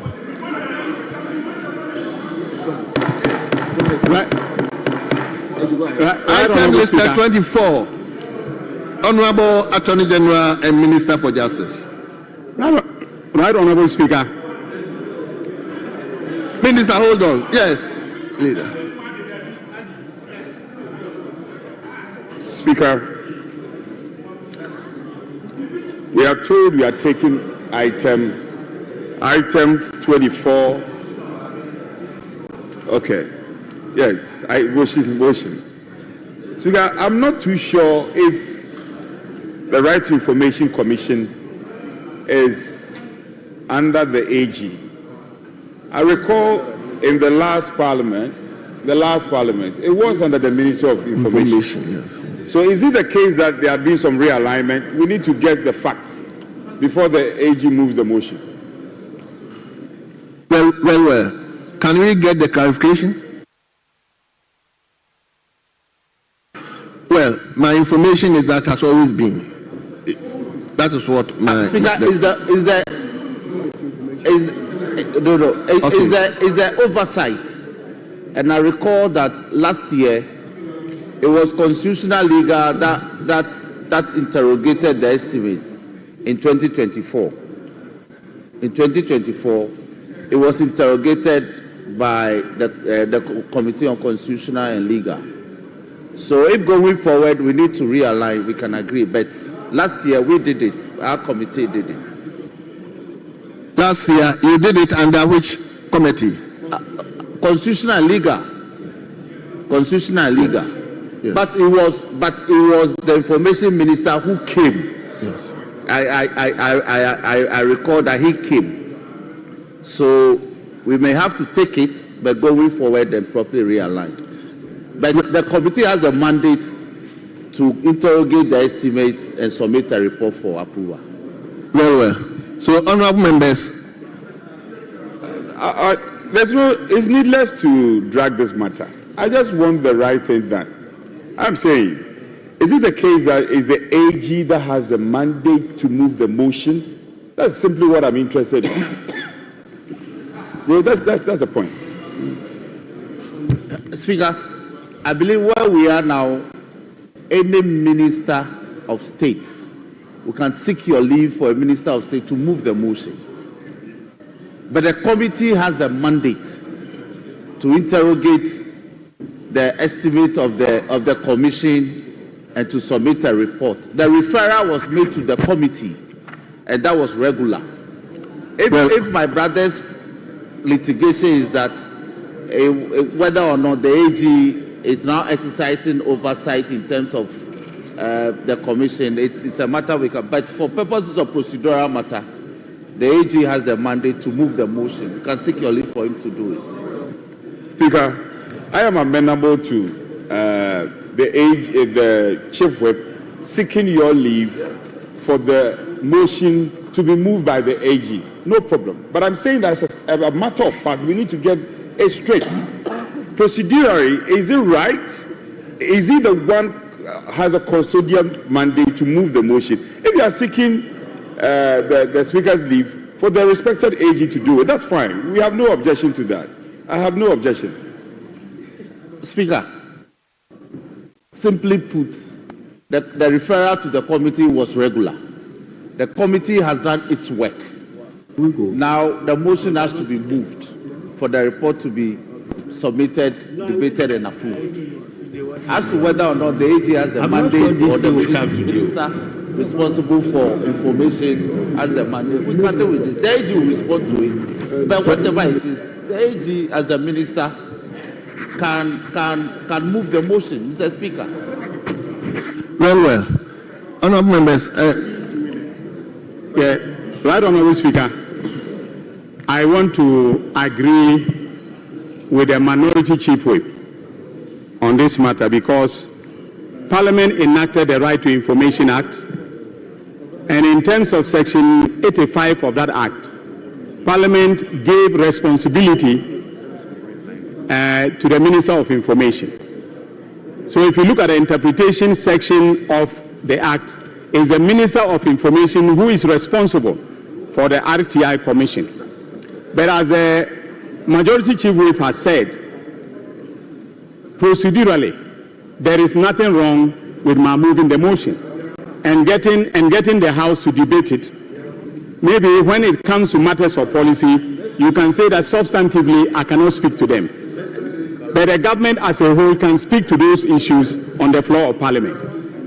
Thank you very much, Mr. Speaker. Well, so you may go on.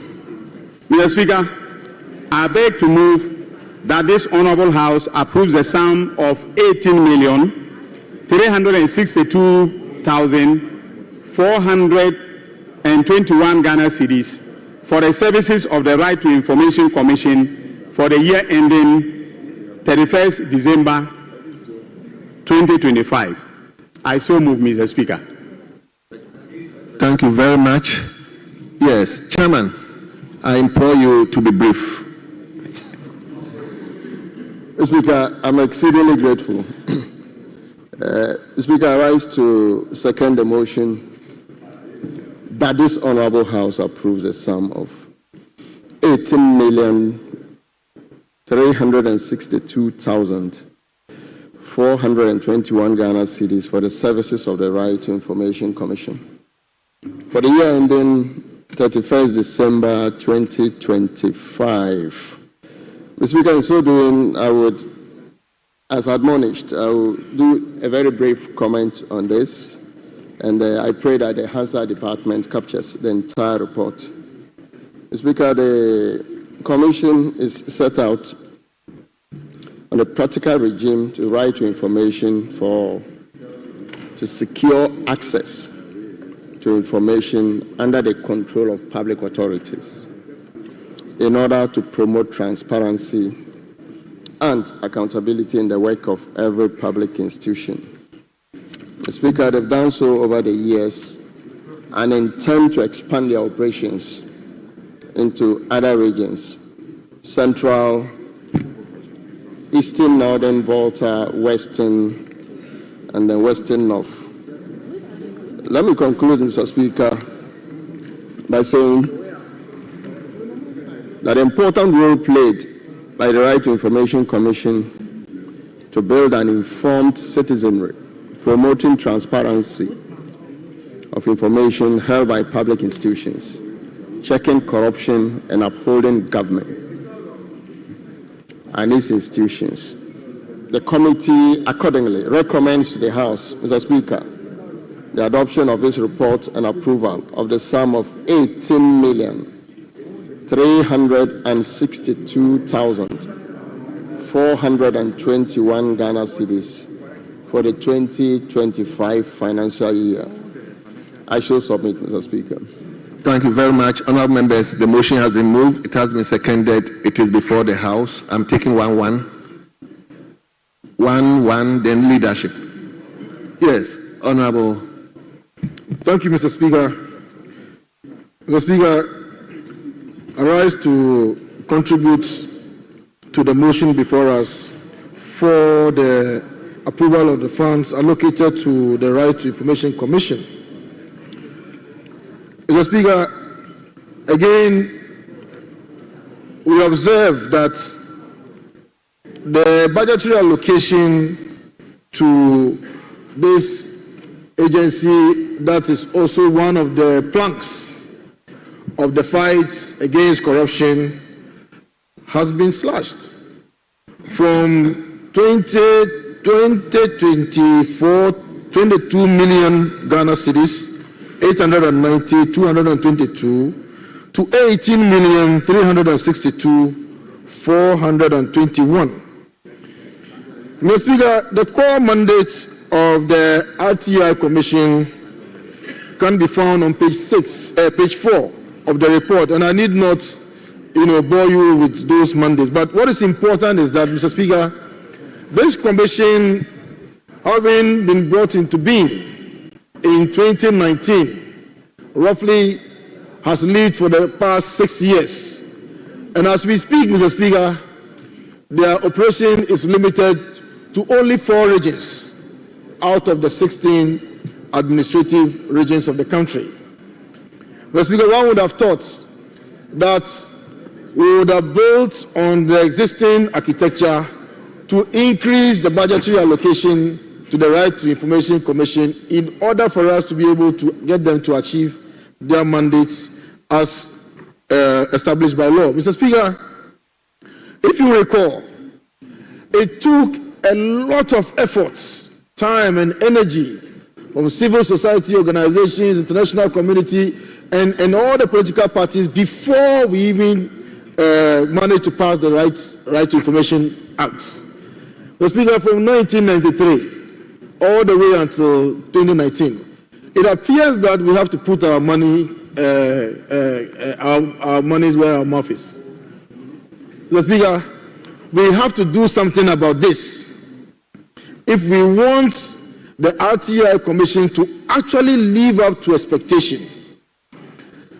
The kind of sensitization work that they have done and the requests that they have made of various agencies, Mr. Speaker, a lot of the issues that were subject matters of the campaign in 2024 were matters which were gotten out of, RTI, requests.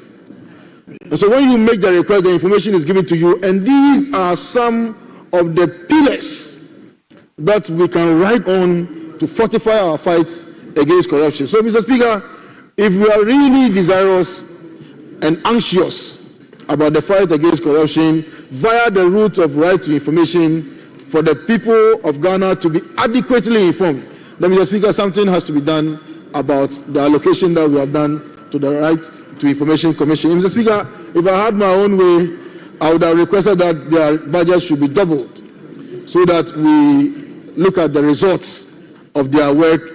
And I think they have performed very, very well as far as the report is concerned and deserve the support of this House for us to give them the necessary strength to be able to discharge their mandate. Mr. Speaker, with these few words, I support the motion for the allocated funds for the Right to Information Commission. Thank you, Mr. Speaker. Thank you very much. Yes. Questioning team. Thank you very much, Mr. Speaker. I would want to humbly add my voice to the already stated voices that we should accept the budget as presented by the Commission. Mr. Speaker, information is very, very vital for the development of a state.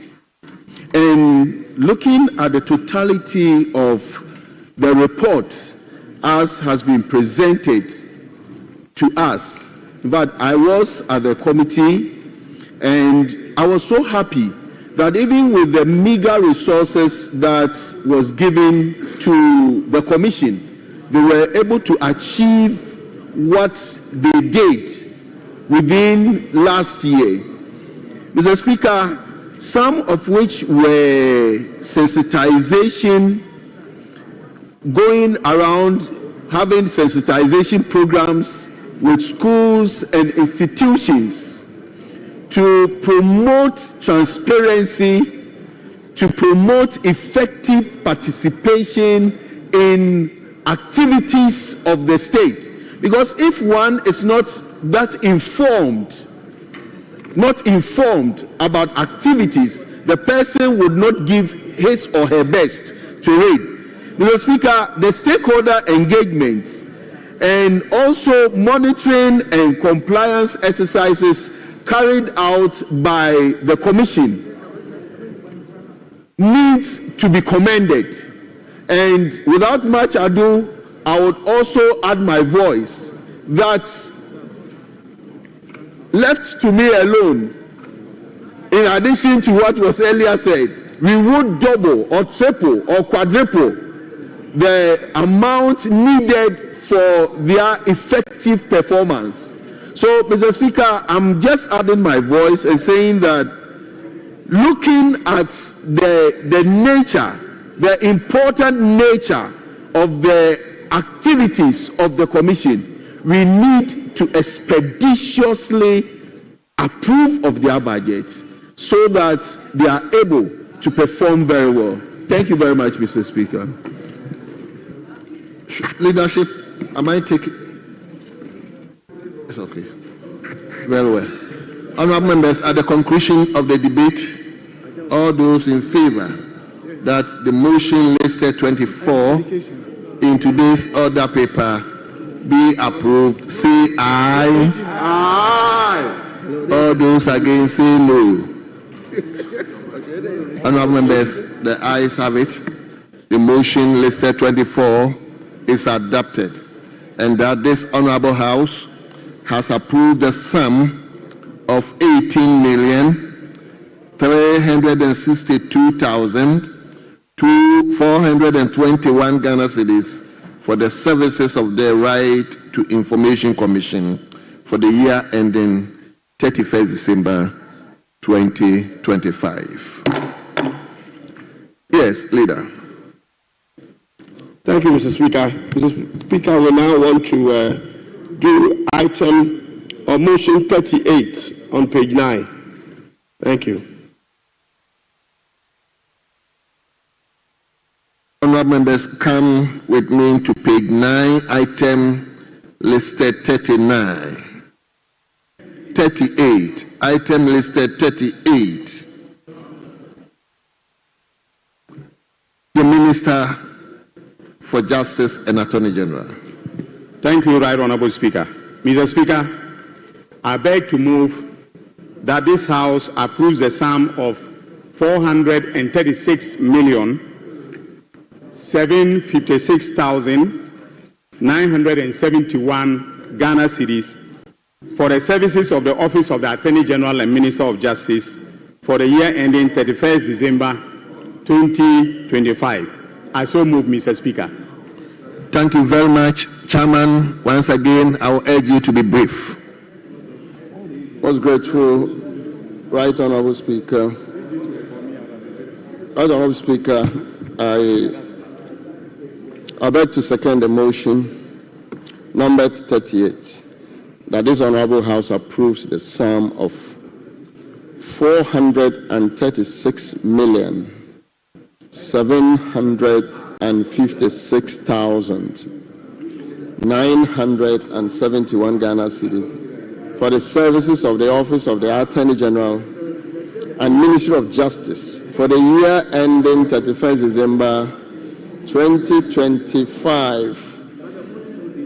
Speaker, in so doing, I just make a brief comment, and I pray the Hazard Department captures the entire report. Speaker, it's a very big department and ministry with about 8 agencies under it, including your school, Mr. Speaker, and our school, the General Legal Counsel, the Economic and Organized Crime Office, the Registrar General, Office of the Registrar of Companies, the Council of Law Reporting, the Law Reform Commission, and the Copyright Office. Mr. Speaker, let me conclude.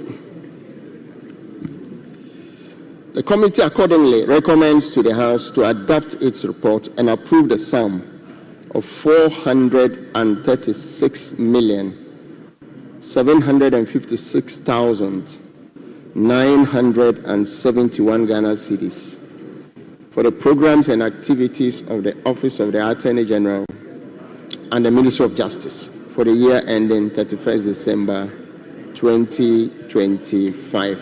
I respectfully submit it. Thank you very much. Honorable members, the motion has been moved. It has been seconded. It is now before the House for consideration. I will ask the member for Asante Achem Central to take his bite. I have invited Asante Achem Central.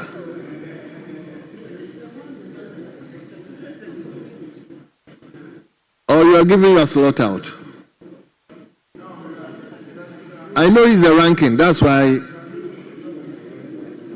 I didn't hear.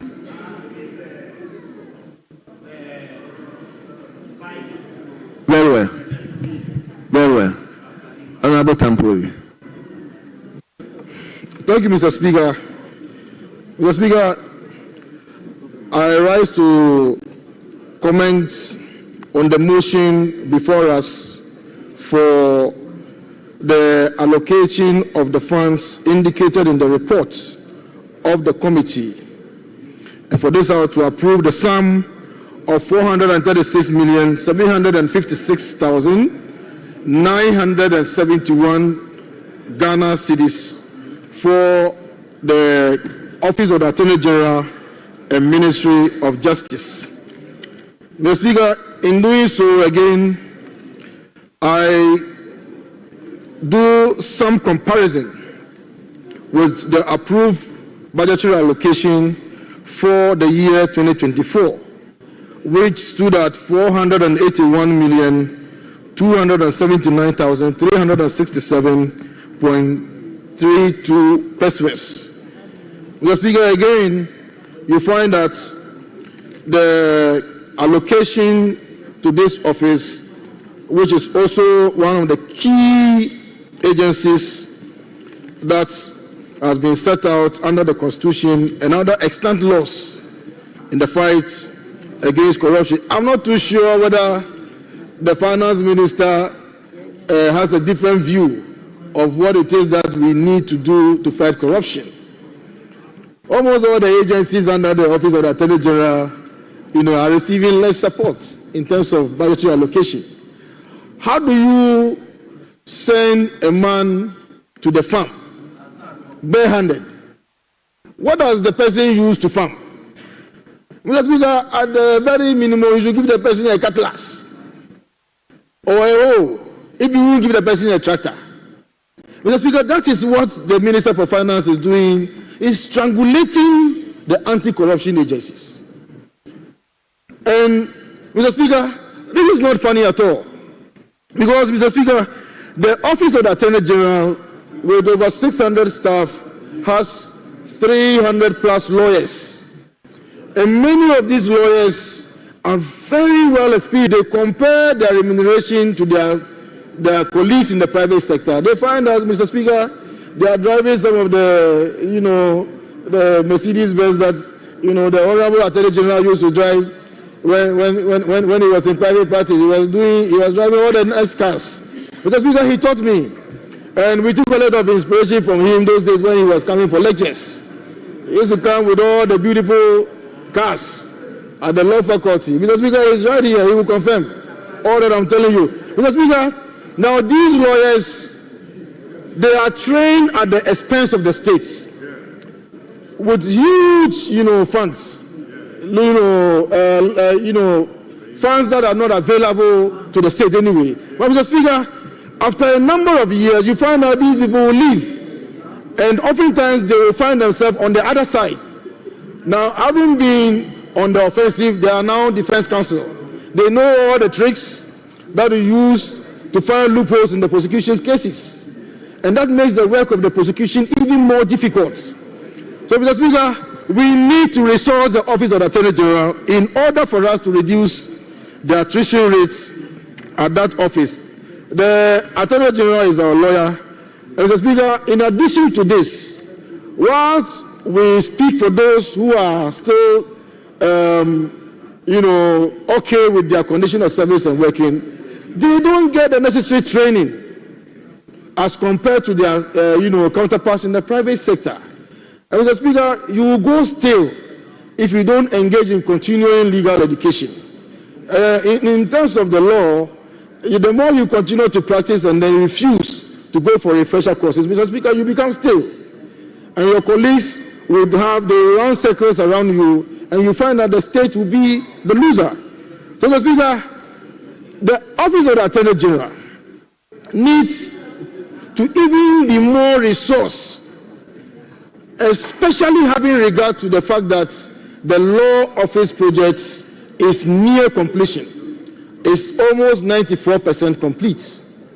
Mr. Speaker, I found out the Learned Attorney General still operates from the old office.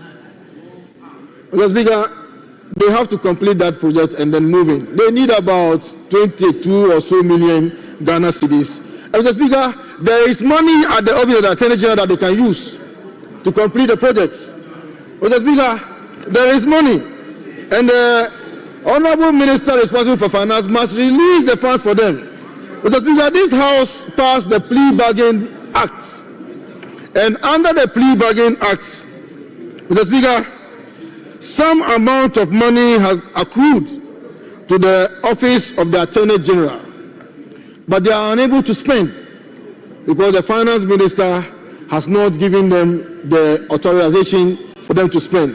Mr. Speaker, this House must insist that if you won't give them monies from the consolidated fund, at the very least, allow them to retain what they have recovered in terms of the plea bargain amounts to support, their operations as far as the work is concerned. Mr. Speaker, the Ghana Law School, our own school, and I believe a good number of lawyers in this hallowed chamber passed through the Ghana Law School.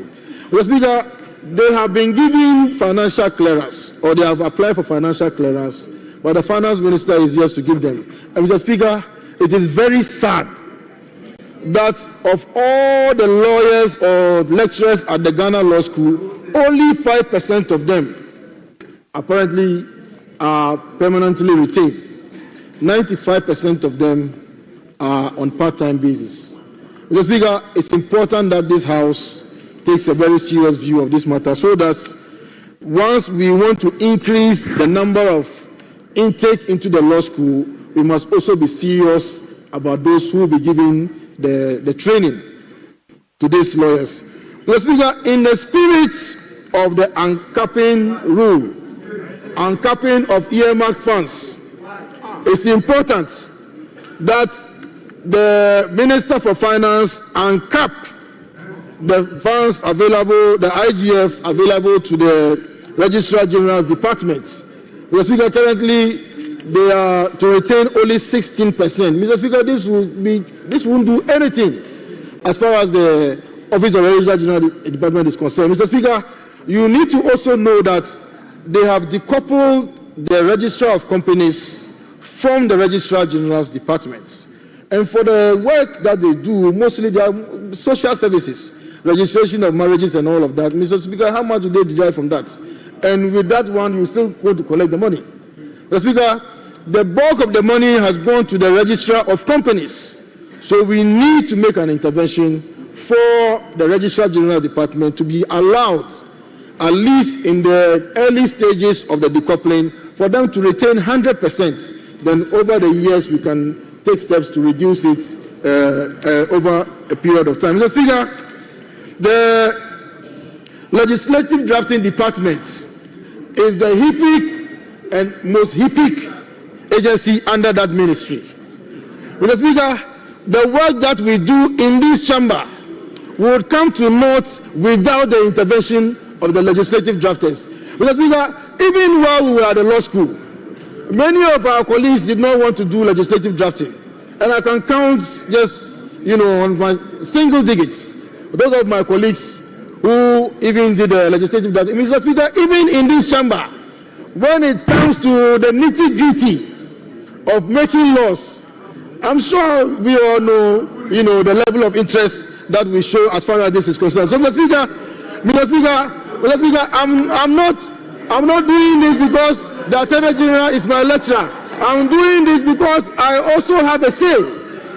I also have a say in ensuring that the finance minister resources that office so that we'll be able to do our work. I'm not doing that because I think that the Attorney General is going to arrest anybody from this side. I'm doing that because I need him to be able to do his work. I know what he's capable of doing, and he has to be given the necessary resources. So, Mr. Speaker, with these few words, I support the motion for the allocated funds to be approved for the use and benefits of the Office of the Attorney General and Minister for Justice. I thank you, Mr. Speaker. Yes, Medina. Thank you very much, Mr. Speaker, for this opportunity to support the motion for the approval of the allocated sum as contained on today's order paper and on the motion, and also in the report of the committee in favor of the Office of the Attorney General. Indeed, Mr. Speaker, I agree with the earlier sentiment before this House that the Office of the Attorney General is an important office and indeed needs adequate resources to be able to work, particularly given the number of agencies that are under the Office of the Attorney General. Honorable, hold on. Very, Mr. Speaker. We'll go on, but I'm ceding the seat to the first Deputy Speaker. So go on. Very, Mr. Speaker. Mr. Speaker, I respectfully would want to refer to page 15 of the report, where reference was made to the Ghana School of Law, and my colleague has already talked about the fact that of all the lecturers in the Ghana School of Law, only 5% of them are permanent staff. Indeed, this gives the basis or even the justification for the need for a very comprehensive review or a review regime for the Ghana School of Law, because it can't be possible that for a school that trains all lawyers in Ghana, the only permanent staff or permanent lecturers in that school are 5% of all lecturers that are working there. And so it gives also the opportunity for the Office of the Attorney General to put in that needed legislative intervention to overhaul the system so we can have a better system running the Ghana School of Law. Mr. Speaker, it is also very important to reiterate the fact that the retention regime must be looked at. In fact, the committee, upon listening to the registrar of the Registrar General's Department, was of the view that the current 16% retention is too low. And I recall that when the conversation went on, the committee recommended that at the barest minimum, at least we should start with a 60% retention so that they can be well resourced to perform their work, and also in the future they will be able to move not only from 60%, not only remain at a 60%, but move from 60% to 100%. Conclude. Mr. Speaker, the very final point I'll make before I conclude relates to the Office of the Economic and Organized Crime Office. Mr. Speaker, it was found, Mr. Speaker, it was found that of all the work that the Economic and Organized Crimes Office does, despite the fact that they save the nation a lot of resources, they don't retain any of those monies that they get for the state. And so, Mr. Speaker, the committee is of the view that we must change the regime for the EOCO so they can retain some of their monies, the monies that they recover for the state. In conclusion, Mr. Speaker, I believe that the Office of Attorney General and Ministry of Justice is a very, very important one in our governance architecture, and indeed needs sufficient resources to be able to function. So let's look forward to the mid-year budget, the Minister for Finance looking at the concerns raised by this House and the concerns raised by the committee, so we can increase the budgetary allocation to the Office of the Attorney General. Thank you, Mr. Speaker, for the opportunity to contribute. Members, leadership. Yes, Honorable Ayimedu. Thank you, Mr. Speaker. Mr. Speaker, I support the motion that an amount of 436,756,971 be approved for the Office of the Attorney General. Mr. Speaker, if you look, I was here when I heard other ministries talk about billions. Mr. Speaker, here we are approving less than $500 million for a whole Attorney General's office. Less than $500 million. Out of this amount, Mr. Speaker, the compensation alone takes more than half. So they are left with small amounts to manage the whole ministry. I've heard members speak about security and other places where we are talking about billions of cedis for these ministries. Are we saying that when we are looking at priorities, the Attorney General's office is an office, this is the Ministry of Justice and Attorney General, and we must look at this office with a very good eye. Mr. Speaker, I'll refer, Mr. Speaker, to the observations that the committee had made. At page 13, what the report says is that there is high attrition rate of lawyers and staff at this ministry. Mr. Speaker, then the committee observed that the ministry attributed the high attrition rate primarily to inadequate remuneration, stating that lawyers and staff are not paid competitive market rates. As a result, newly recruited and trained lawyers often leave for private practice where compensation is presumed to be more attractive. Mr. Speaker, if you look throughout the report, Mr. Speaker, it turned out that at the committee meeting, it was rather lamentation. Every agency that spoke had a problem. Mr. Speaker, Mr. Speaker, we realized that agencies complained that they lack capacity building. Mr. Speaker, lawyers, we have just discussed, and my colleague had just discussed that legislative drafting, every bill that we have considered in this House, we invite people from the Attorney General's office, from the section of the legislative drafting, and it is unfortunate to hear that few of them, the old and the senior ones, hold their masters. None of the others, the junior ones, have been trained. As soon as they phase out, Mr. Speaker, we will not have good drafters to help Ghana and help this House for that matter. Mr. Speaker, the Ghana Law School, to say that only 5% of the lecturers...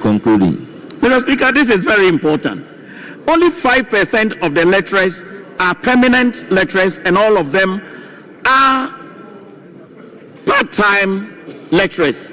Not because lecturers are not there, but because the Finance Ministry had not given approval for the financial clearance for them to recruit. Mr. Speaker, we had discussed intellectual property as a country in the past. Now remember that it came from the Attorney General's office that these two offices, between the Copyright Office and the Industrial Property Office, must be fused together. There was a law, there was a proposed law that was talking about that intended to regulate the Industrial Property Office. And in this House recommended that these offices must be fused. It is in this light that I will pray that the Attorney General should look at fusing at these two offices. That was part of our observation. And also increase their retention from 16%, and we have proposed 100% in order that we could have. Mr. Speaker, for lack of time, I will not be touching on everything, but the Registrar General's office needs to be increased. The Council for Law Reporting, Mr. Speaker, they don't have the resources to work. So I will pray, and if the Finance Minister should hear me, I pray that the Finance Minister should do a retooling at the Ministry of Justice in order that the Attorney General. But I also would want to sound a caveat here, Honorable Attorney General, that you being the lawyer for the government, whilst we pray for you that we have resources for you to work, I pray that things must not be normal as usual. Mr. Speaker, I heard that an organization, constitutional organization, institution, something like the RTI that we just... Honourable Member, please conclude. RTI that was just discussed, Mr. Speaker, this will be my last point, and I will... this will be my last point. These are bodies that had been set up by law, and it has a board. To hear, Mr. Speaker, this one is being thrown out, this one is being sacked, and when the thrown out of office, if you want me to go on with the details, I will, but I will entreat my brother to open his eyes on this thing, whilst we make sure that he gets resources to work at the Attorney General's office. Mr. Speaker, thank you for the opportunity. Honourable members, at the conclusion of the debate, the question is, as many as are in favor of motion number 38, say aye. Those against, say no. The ayes have it. The motion is adopted. Accordingly, this House approves the sum of 436,756,971 Ghana cedis for the services of the Office of the Attorney General and Ministry of Justice for the year ending 31st December 2025. Yes, Majority Leader.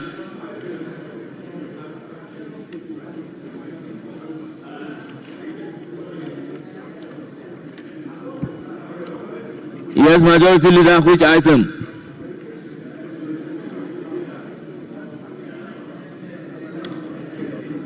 Thank you very much, Mr. Speaker. Mr. Speaker, we will take motion number 31 on page 8 of the other paper. Honourable members, motion number 31 at page 8 of today's other paper. Okay.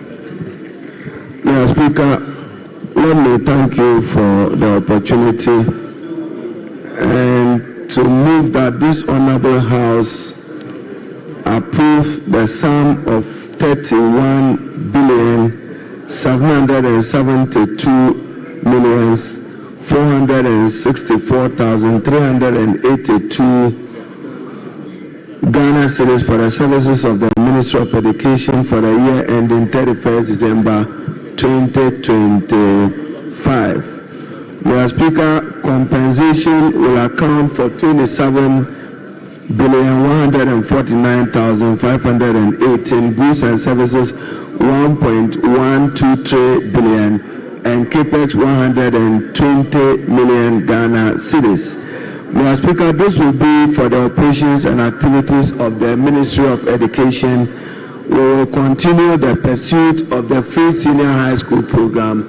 Mr. Speaker, it is intended that with the uncapping of GET Fund, some resources of 3.5 to 4 billion of GET Fund resources will be dedicated to finance free senior high school, assuring the free senior high school of a sustainable and reliable source of funding in the coming years. Mr. Speaker, we just finished the National Education Forum, which was to review the state and future of education in Ghana. The ministry will also this year pursue the free academic facility fee policy and pursue the policy for free fees for persons with disability.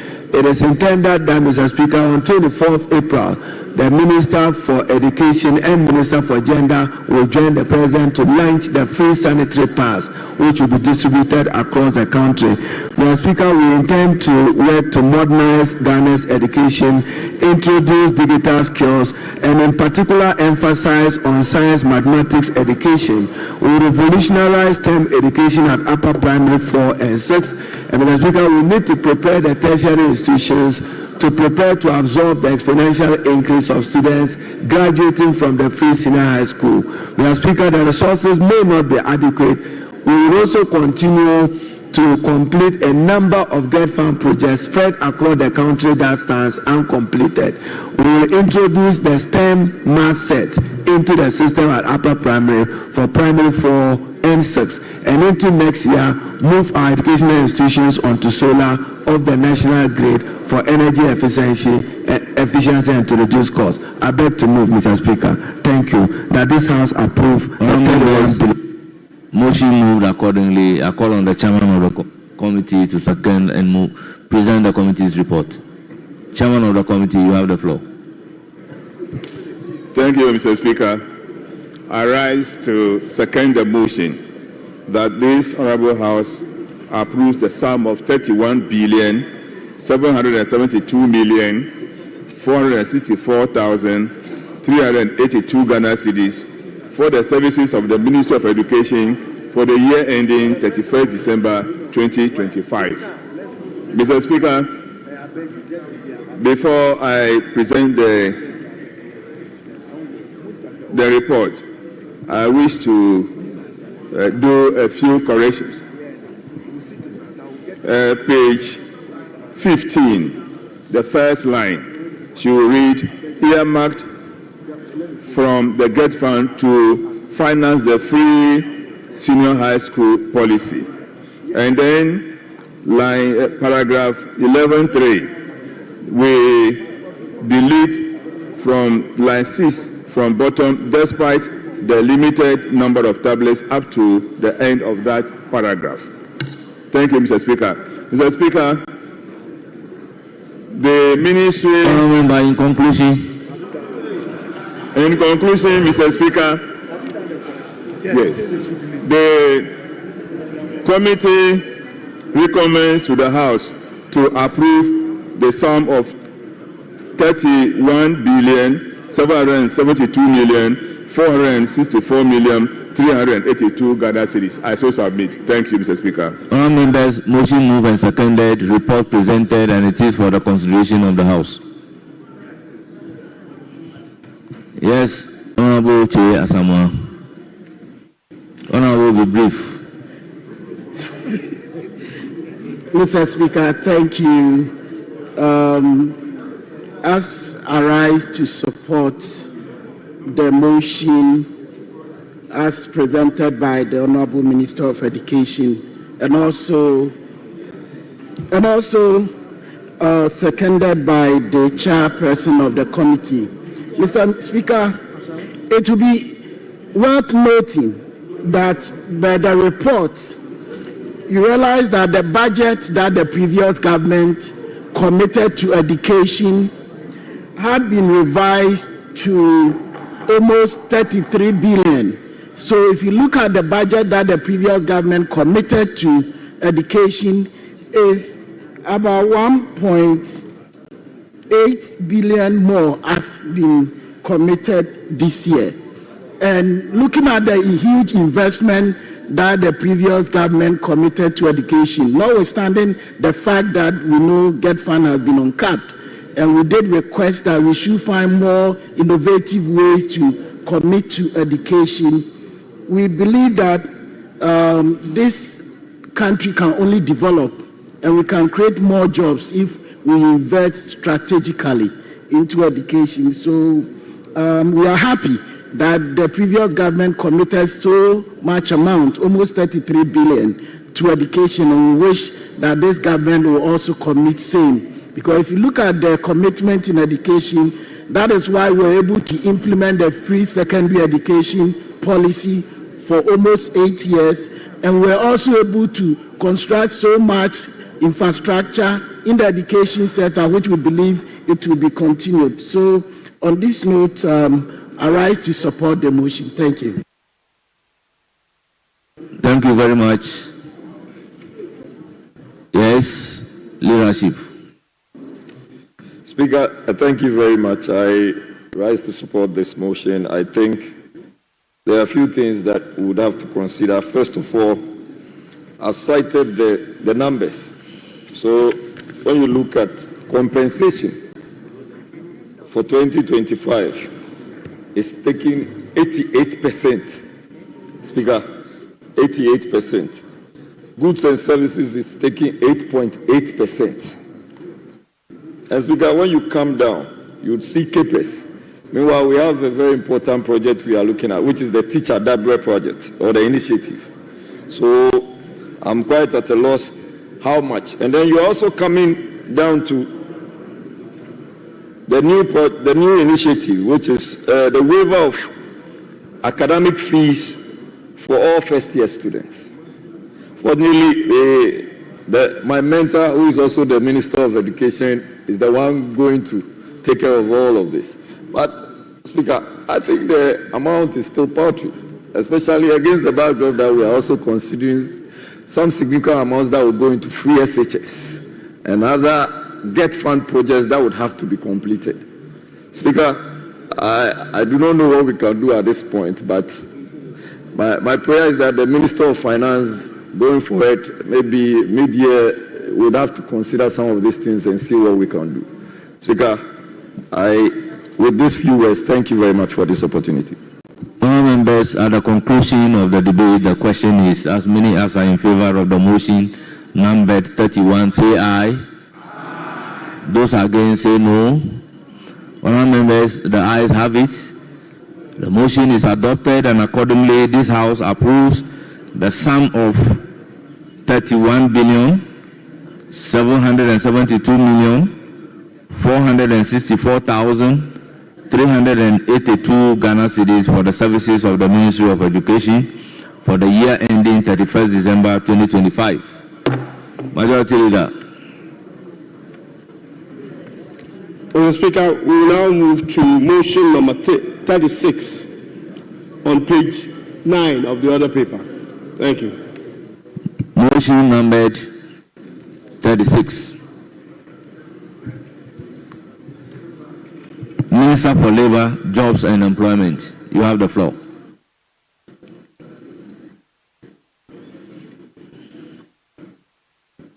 Thank you, Mr. Speaker. Mr. Speaker, I rise to move that this Honourable House approves the sum of 411,790,495 Ghana cedis for the services of the Ministry of Labour, Jobs and Employment for the year ending 31st December 2025. Mr. Speaker, this ministry is a very strategic and crucial ministry to the welfare of the country and the workers of this country. If you recognize that the ministry now involves the need to create jobs, and many young people who have had very high expectations long before we went to elections, are all now expecting that something can be done for them. Beyond that is the fact that the ministry has a strategic objective of initiating and formulating, coordinating sector policies and programs, as well as schemes to ensure sustainable, accelerated employment generation and human capital in Ghana, in the country. Mr. Speaker, as a result, I urge members to support the motion. Mr. Speaker, I so move. Honorable members, motion move any seconder. Honorable Chairman of the committee, second the motion and present your report briefly. Thank you, Mr. Speaker. Mr. Speaker, I rise to support the motion that this Honorable House approve the sum of 411,790,495 Ghana cedis for the Honorable member, second the motion first before you present the report. You are not to support, but you are to second the motion. Thank you, Mr. Speaker. I rise to second the motion. And doing so, I would like to present your Committee on Employment, Labor Relations and Pensions on 2025 annual budget estimate of the Ministry of Labor, Jobs and Employment. Mr. Speaker, with your permission, I request that Hansa Department to capture the entire report as though it was read entirely. Mr. Speaker, kindly permit me to address the following. The function of the ministry... Okay. The item under reference Mr. is Speaker, a motion on national labor Mr. Speaker, commission for the year ending 31st December. Motion number 36. Motion number 36. Mr. Speaker, in conclusion, having carefully examined the Ministry's budgetary needs for 2025 financial year, the committee is satisfied with the proposed allocation, making it essential for the Ministry to fulfill its responsibility effectively.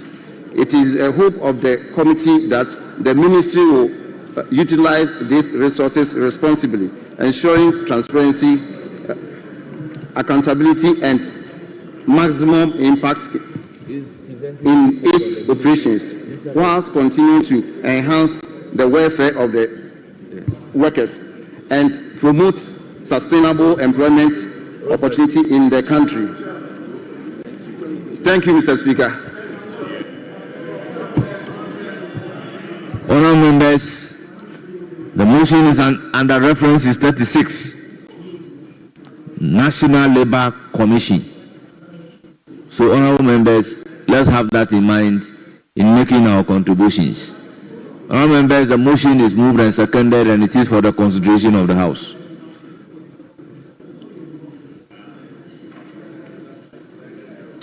Yes, honourable member.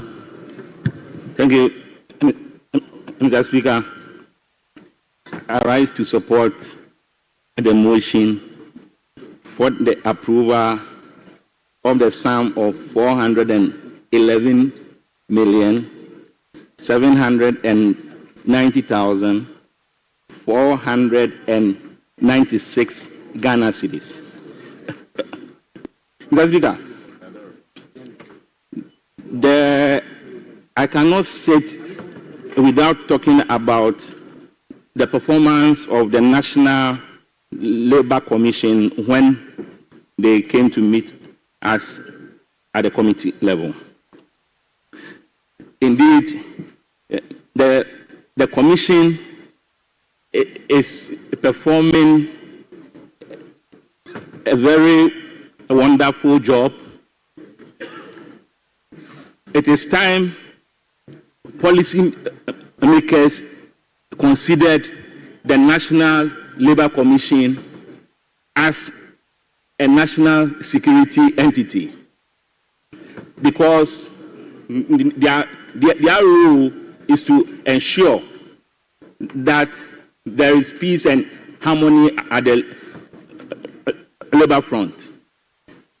Unfortunately, the Commission was allocated a paltry sum of 30.606 million Ghana cedis. The Commission is having challenges with regards to staff, especially those at the legal department. I will admonish that we the finance ministry considers increasing their budget during the media review. Also, we shall be grateful if Senate is realigned, so Senate comes back to the conclusion. So, in conclusion, I will once again support that this House approves the budget as advertised. Thank you. I'm honored. Thank you very much, Honourable Member. Yes, the ranking member. Are you the ranking member? Yes, you have the floor. Thank you, Honourable Speaker, for the opportunity. Honourable Speaker, I stand in support of the motion to approve an amount of 411,790,495 Ghana cedis for the Ministry of Labour, Jobs and Employment. Mr. Speaker, this amount will support programs such as engaging the social partners of this ministry, intensifying the labor workforce inspection, strengthening the labor migration governance, etc., etc. Mr. Speaker, I'll focus more on observations that were made during our deliberations. The first of them, Mr. Speaker, is the fact that this ministry lacks a database on the workforce that we have in this country. Member, the motion under reference is 36. National Labour Commission. Thank you for the correction, Right Honourable Speaker, and that is well noted. Motion number. So is the ministry, that the Labour Commission is under. So I think I was actually correct. Honourable members, are we talking about motion number 35? I think it's 35. It's very well. Yeah. Very well. 35. Then the report as presented is also correct. He mentioned 30. On 35. Yeah. Very well. Thank you, Right Honourable Speaker. So, Right Honourable Speaker, there are some observations that were made, and those are the ones I'll focus on, like I said. So the ministry lacks a comprehensive database on the workforce of this country. And Mr. Speaker, having a comprehensive database system is key for the country to know the workforce that it has, for the country to know the skills gap that are there to be filled. Because, Mr. Speaker, with all these budgetary allocations that have been made, we need the necessary skill set, we need the necessary workforce to be able to deliver. So this ministry that is in charge of employment, that is in charge of labor, should be able to have the database to serve all the other ministries. But as we speak, this ministry has not got the capacity to do that. And the committee supports the ministry to acquire the necessary software to be able to start building the database for the workforce of this country. This will help us in the long run. Mr. Speaker, once we have this database, we will know the skills gap, and this will even go back to the various educational institutions that we have to direct them in terms of the curricula that we should be putting across, because, these skills gaps have to be filled anyway, and it has to be built right from the educational institutions. Mr. Speaker, we also realize the need for some legislative reforms, because the existing legislation, which is for the factories, offices, and shops, this legislation dates back to 1970, and we realize the ministry lacks the legal capacity to ensure compliance of this legislation. So, Mr. Speaker, the committee supports that the ministry comes to this House with the necessary bill to ensure that they are given the capacity to be able to enforce and ensure compliance when they go for inspections. Mr. Speaker, we also realize at the committee that the National Labour is not adequately resourced. The budgetary allocation to this ministry is so meager that it's not able to support their operations. It was also realized that there is also inadequacy of staffing at this commission. Unfortunately, the commission has just 3 staff, and even out of that, 1 is on his way to a terminal leave. So the commission is really understaffed currently. Mr. Speaker, we suggest that the ministry comes up with changes to the legislation to allow the commission to start even charging for some of the services that currently it offers on pro bono basis, to be able to raise funds to support some of its operations, because currently it is really underfunded. So, Mr. Speaker, these are key observations that were made, and with these comments, I do support the motion for the approval of the amount of 411,790,496 Ghana cedis to the ministry. I thank you for the opportunity, Mr. Speaker.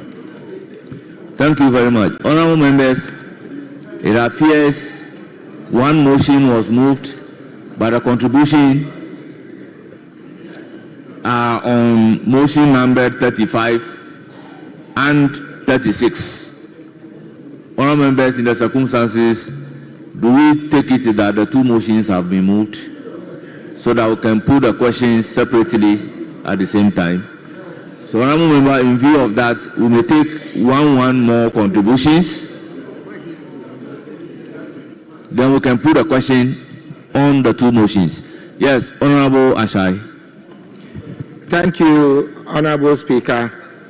I rise to support the motion to approve the budget for the Ministry of Employment Jobs, Ministry of Labour, Jobs and Employment, which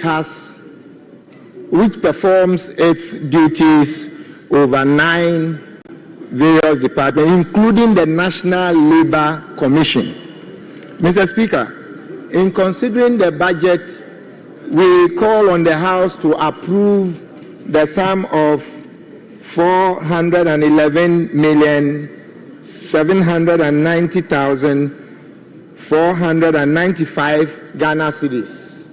And interestingly, the budget has about 60% coming from IGF, which means that the ministry and its supporting departments are self-revenue generating, and so the call for the approval of this amount is in the right direction, and I want to support this call and ask the House to approve the report of the committee. Thank you, Mr. Speaker. Thank you, Honourable Member.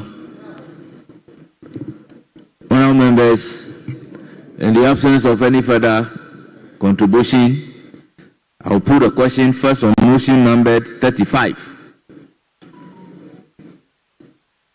Honourable members, at the conclusion of the debate, the question is, as many as are in favour of the motion number 35 on today's order paper at page 9, say aye.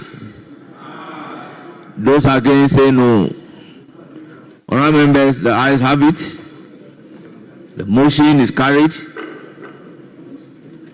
This Honourable House approves the sum of 411,790,495 cedis for the services of the Ministries of Labour, Jobs and Employment for the year ending 31st December 2025. members, I proceed to put the question on motion number 36 on today's order paper, also at page 9. Honourable members, at the conclusion of the debate, the question is, as many as are in favour of the motion, say aye. Those against, say no. The ayes have it. The motion is accordingly adopted. This House approves a sum of 16,648,460 Ghana cedis for the services of the National Labour Commission for the year ending 31st December 2025.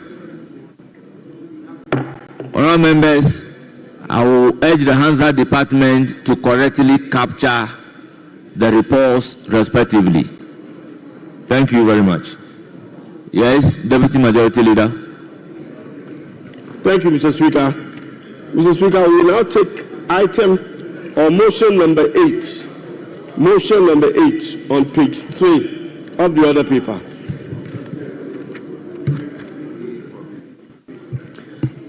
Yes, Honourable Minister.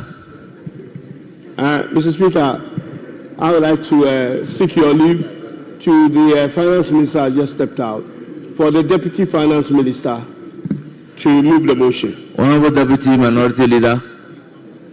Honourable Deputy Minority Leader.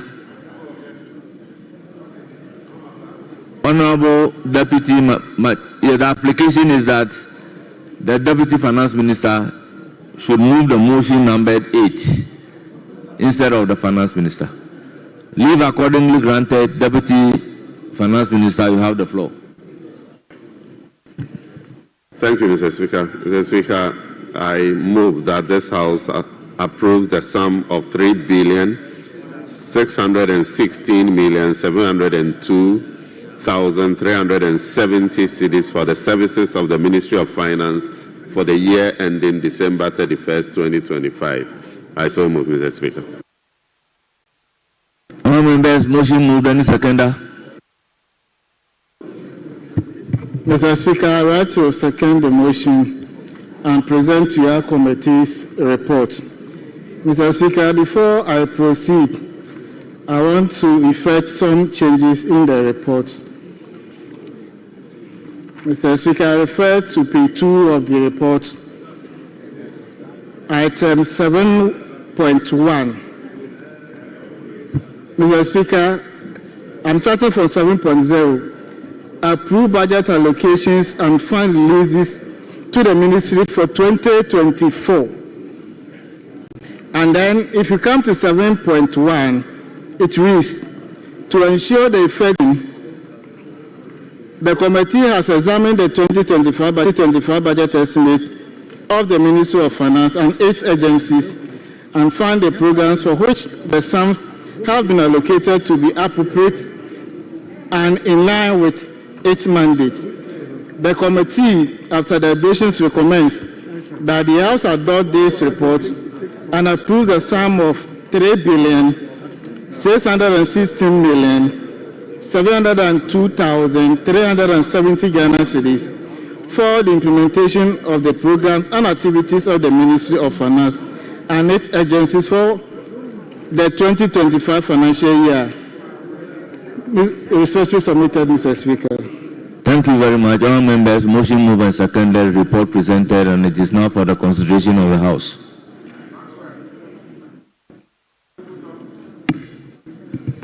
All members, in the absence of any contribution, the question is, as many as are in favor of the motion, say aye. Those against, say no.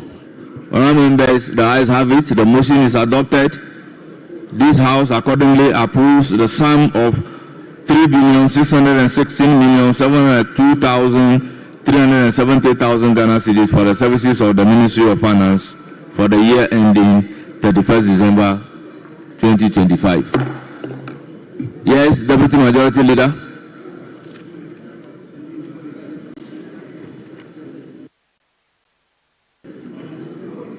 Thank you, Mr. Speaker.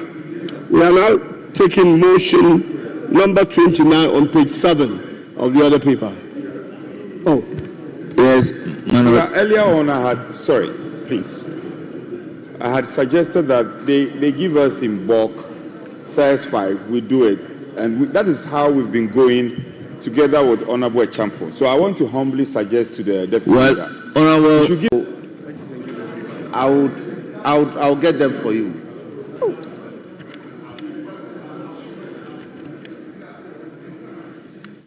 My colleagues should know that we are all determined to see to the passage of the appropriation. It should just write it out, the first 5, so that we can follow the chronology. Yes, so I have directed him accordingly. By the time we finish with this motion, the next one that we are going to move, you need to furnish them with a copy. Yes, Deputy Majority Leader, you said we should take which item? And you've just directed, so I will comply. Yes. Yes. Deputy Majority Leader, which item do we take? Mr. Speaker, again, we are taking motion number 29 on page 7 of the other paper. Thank you. Honourable members, motion numbered 29 at page 7 of the other paper. Honourable Member, Minister for Works and Housing and Water Resources.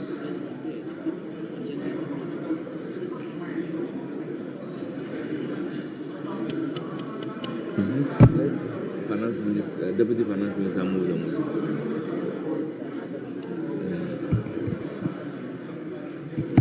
Please, leadership, I beg you, if a sector minister is here, let's quickly attend to the sector minister and let them go, rather than calling motions that the sector ministers are not here. I can see the minister responsible for gender. Mr. Speaker, tourism is in the house. Yes, minister responsible for tourism is also in the house. Are their reports ready and distributed? Honourable members, do we have their reports? Yes. So mention the appropriate item for them so that we can do it. Finish with them. Yes. Sir, I want to bring it to your attention that the reports for Works and Housing has not been distributed. Very well. So we'll have to take you and then act accordingly. Thank you.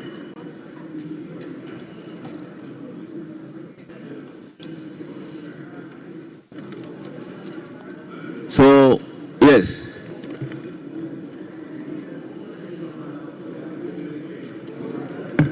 Very well then, Mr. Speaker, we will take let's just refer to we take Yes, Mr. Speaker, we will take motion number 10. Yes, motion number 10. On page 4. Yes. Honourable Minister for Gender, Children and Social Protection. Then after that we'll come to motion. Motion number 20. 10 and 1. 21. 28. All members, after that we'll take motion number 28. Thank you, Honourable Speaker. Mr. Speaker, I beg to move motion number 10 that this Honourable House approves the sum of 2,891,433,307 for the services of the Ministry of Gender, Children and Social Protection for the year ending 31st December 2025.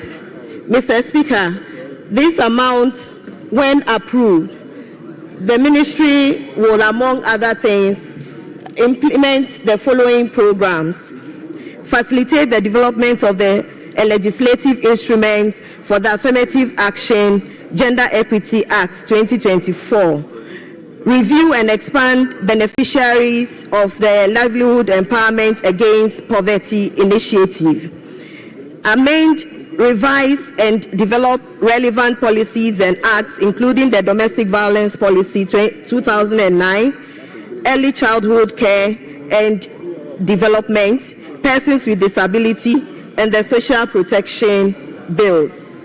It will also conduct extensive advocacy programs on child and social protection, continue the implementation and monitoring of the Ghana School Feeding Program, and then commit to the care and support of survivors of domestic violence and human trafficking. I so move, Mr. Speaker. All members, motion move accordingly. Any seconder? Yes, chairperson for the committee. Mr. Speaker, I'm a member of the committee. Chairperson is not. Very well. Mr. Speaker, I'm a member of the Gender Committee. Mr. Speaker, I rise to support the motion. You are seconding the motion. The motion moved by the Minister of Gender and Children Protection. Mr. Speaker, I urge the table office to capture everything stated in this report. And in conclusion, Mr. Speaker, the ministry is now doing well, so we support everything that the ministry is doing. Thank you, Mr. Speaker. Yeah.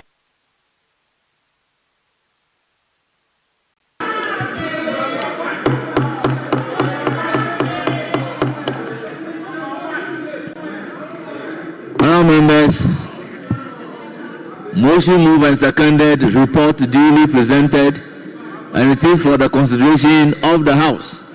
Yes, honorable member, I saw you on your feet.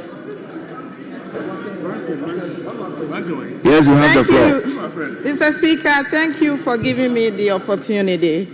Mr. Speaker, I rise to speak in support of the motion on the floor for the approval of the 2025 budgetary allocation of 2,891,433,007 cedis to the Ministry of Gender, Children and Social Protection. Mr. Speaker, when your committee met, a number of critical observations were made.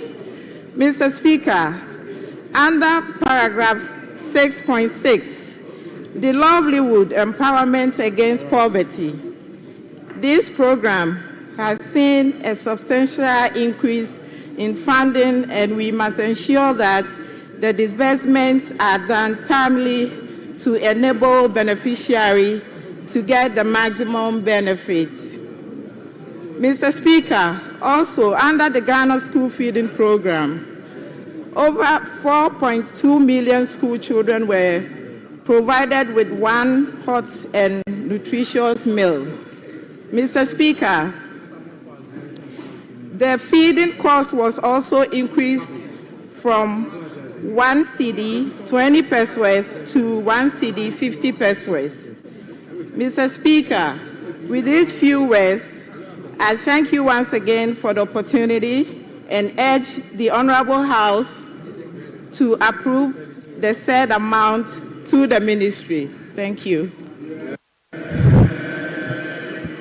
Thank you very much, Honorable Member.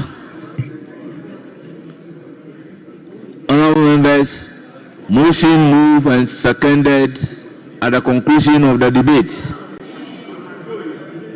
The question is, as many as are in favor of the motion say aye.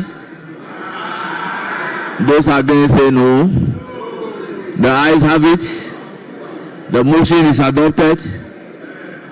This House accordingly approves the sum of 2,891,433,307 Ghana cedis for the services of the Ministry of Gender, Children and Social Protection for the year ending 31st December 2025. Yes, Deputy Majority Leader.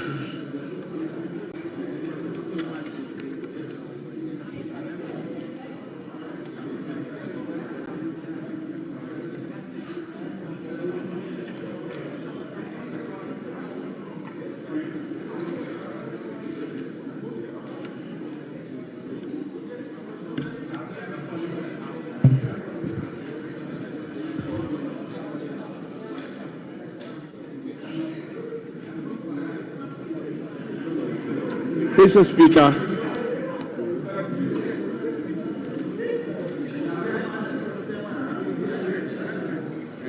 Speaker, let's organize it. Yes, Honorable Deputy. Yeah, Mr. Speaker, thank you very much. I was going to take you back to motion number 29 on page 7.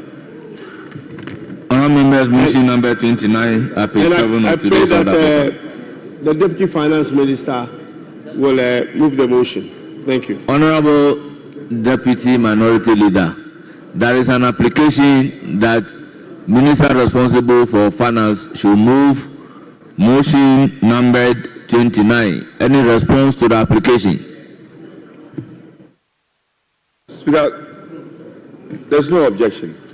Only to announce that we have an agreement that after this, because we don't have the full complement of the outstanding, we'll take a break, and then when we return, we can do all of them. Speaker, it's interesting to note that we have done 29 motions so far.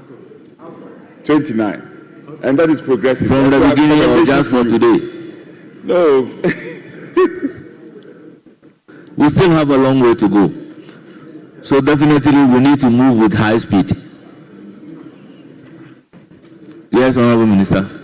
Mr. Speaker, I move that this Honorable House approves a sum of 918,093,148 cedis for the services of the Ministry of Works and Housing and Water Resources for the year ending December 31st, 2025. I so move, Mr. Speaker. Honorable members, motion moved. Any seconder? Honorable Speaker, I write to second the motion for the approval of amount of 918,093,148 Ghana cedis for the services of Ministry of Works and Housing and Water Resources. And I urge the Hazard Department to capture the entire report as having been read, whilst I make some few comments and then conclude. Honorable Speaker, looking at the report, we all know the importance of the ministry, and we all know the issue of tidal waves, especially in our coastal communities. The ministry was able to allocate, government was able to allocate 200 million for the second phase of Blekuso sea defense project.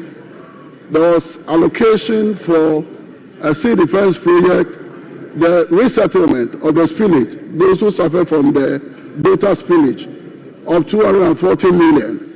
And I will only urge the Minister of Finance, under the big push, to make a lot more investment to protect our coastal communities, which is under threat of these tidal waves. In conclusion, I will urge the House to support us in approving the sum of 918 million Ghana cedis, 93,148 cedis for the services of the Ministry of Water Resources, Works and Housing and Water Resources. Thank you very much, Mr. Speaker. Thank you, Honorable Chairman. Honorable members, motion moved and seconded. It is now for the consideration of the House. Yes, Honorable Member, you have the floor. Thank you for, Right Honorable Speaker, thank you for the opportunity to contribute to the motion before the House. At the committee level, we noted that the ministry has made dedicated allocations for the Coastal Protection Initiative and the resettlement of the tidal spillage at Akosombo. We thought these were laudable initiatives, but however, we realized that the allocations constitute almost half of the ministry's budget.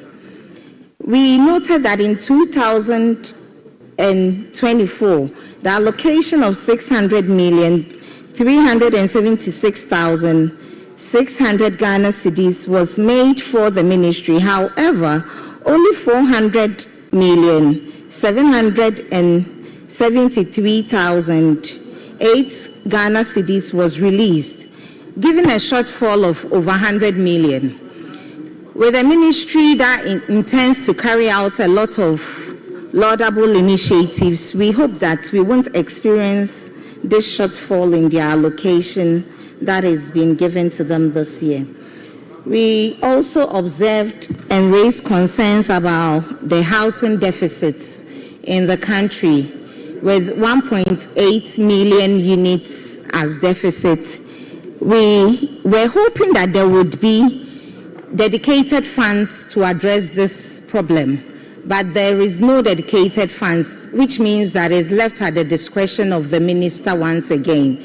And so we are hoping that the ministry would come up with good allocation to address these housing units problem, this housing deficit problem. In conclusion, Mr. Speaker, I would like to say that the ministry, which is looking at carrying out a lot of works, and that I urge this Honorable House to release the sum of 993,148 Ghana cedis to help the ministry to carry out with its core mandates and functions. Thank you, Right Honorable Speaker.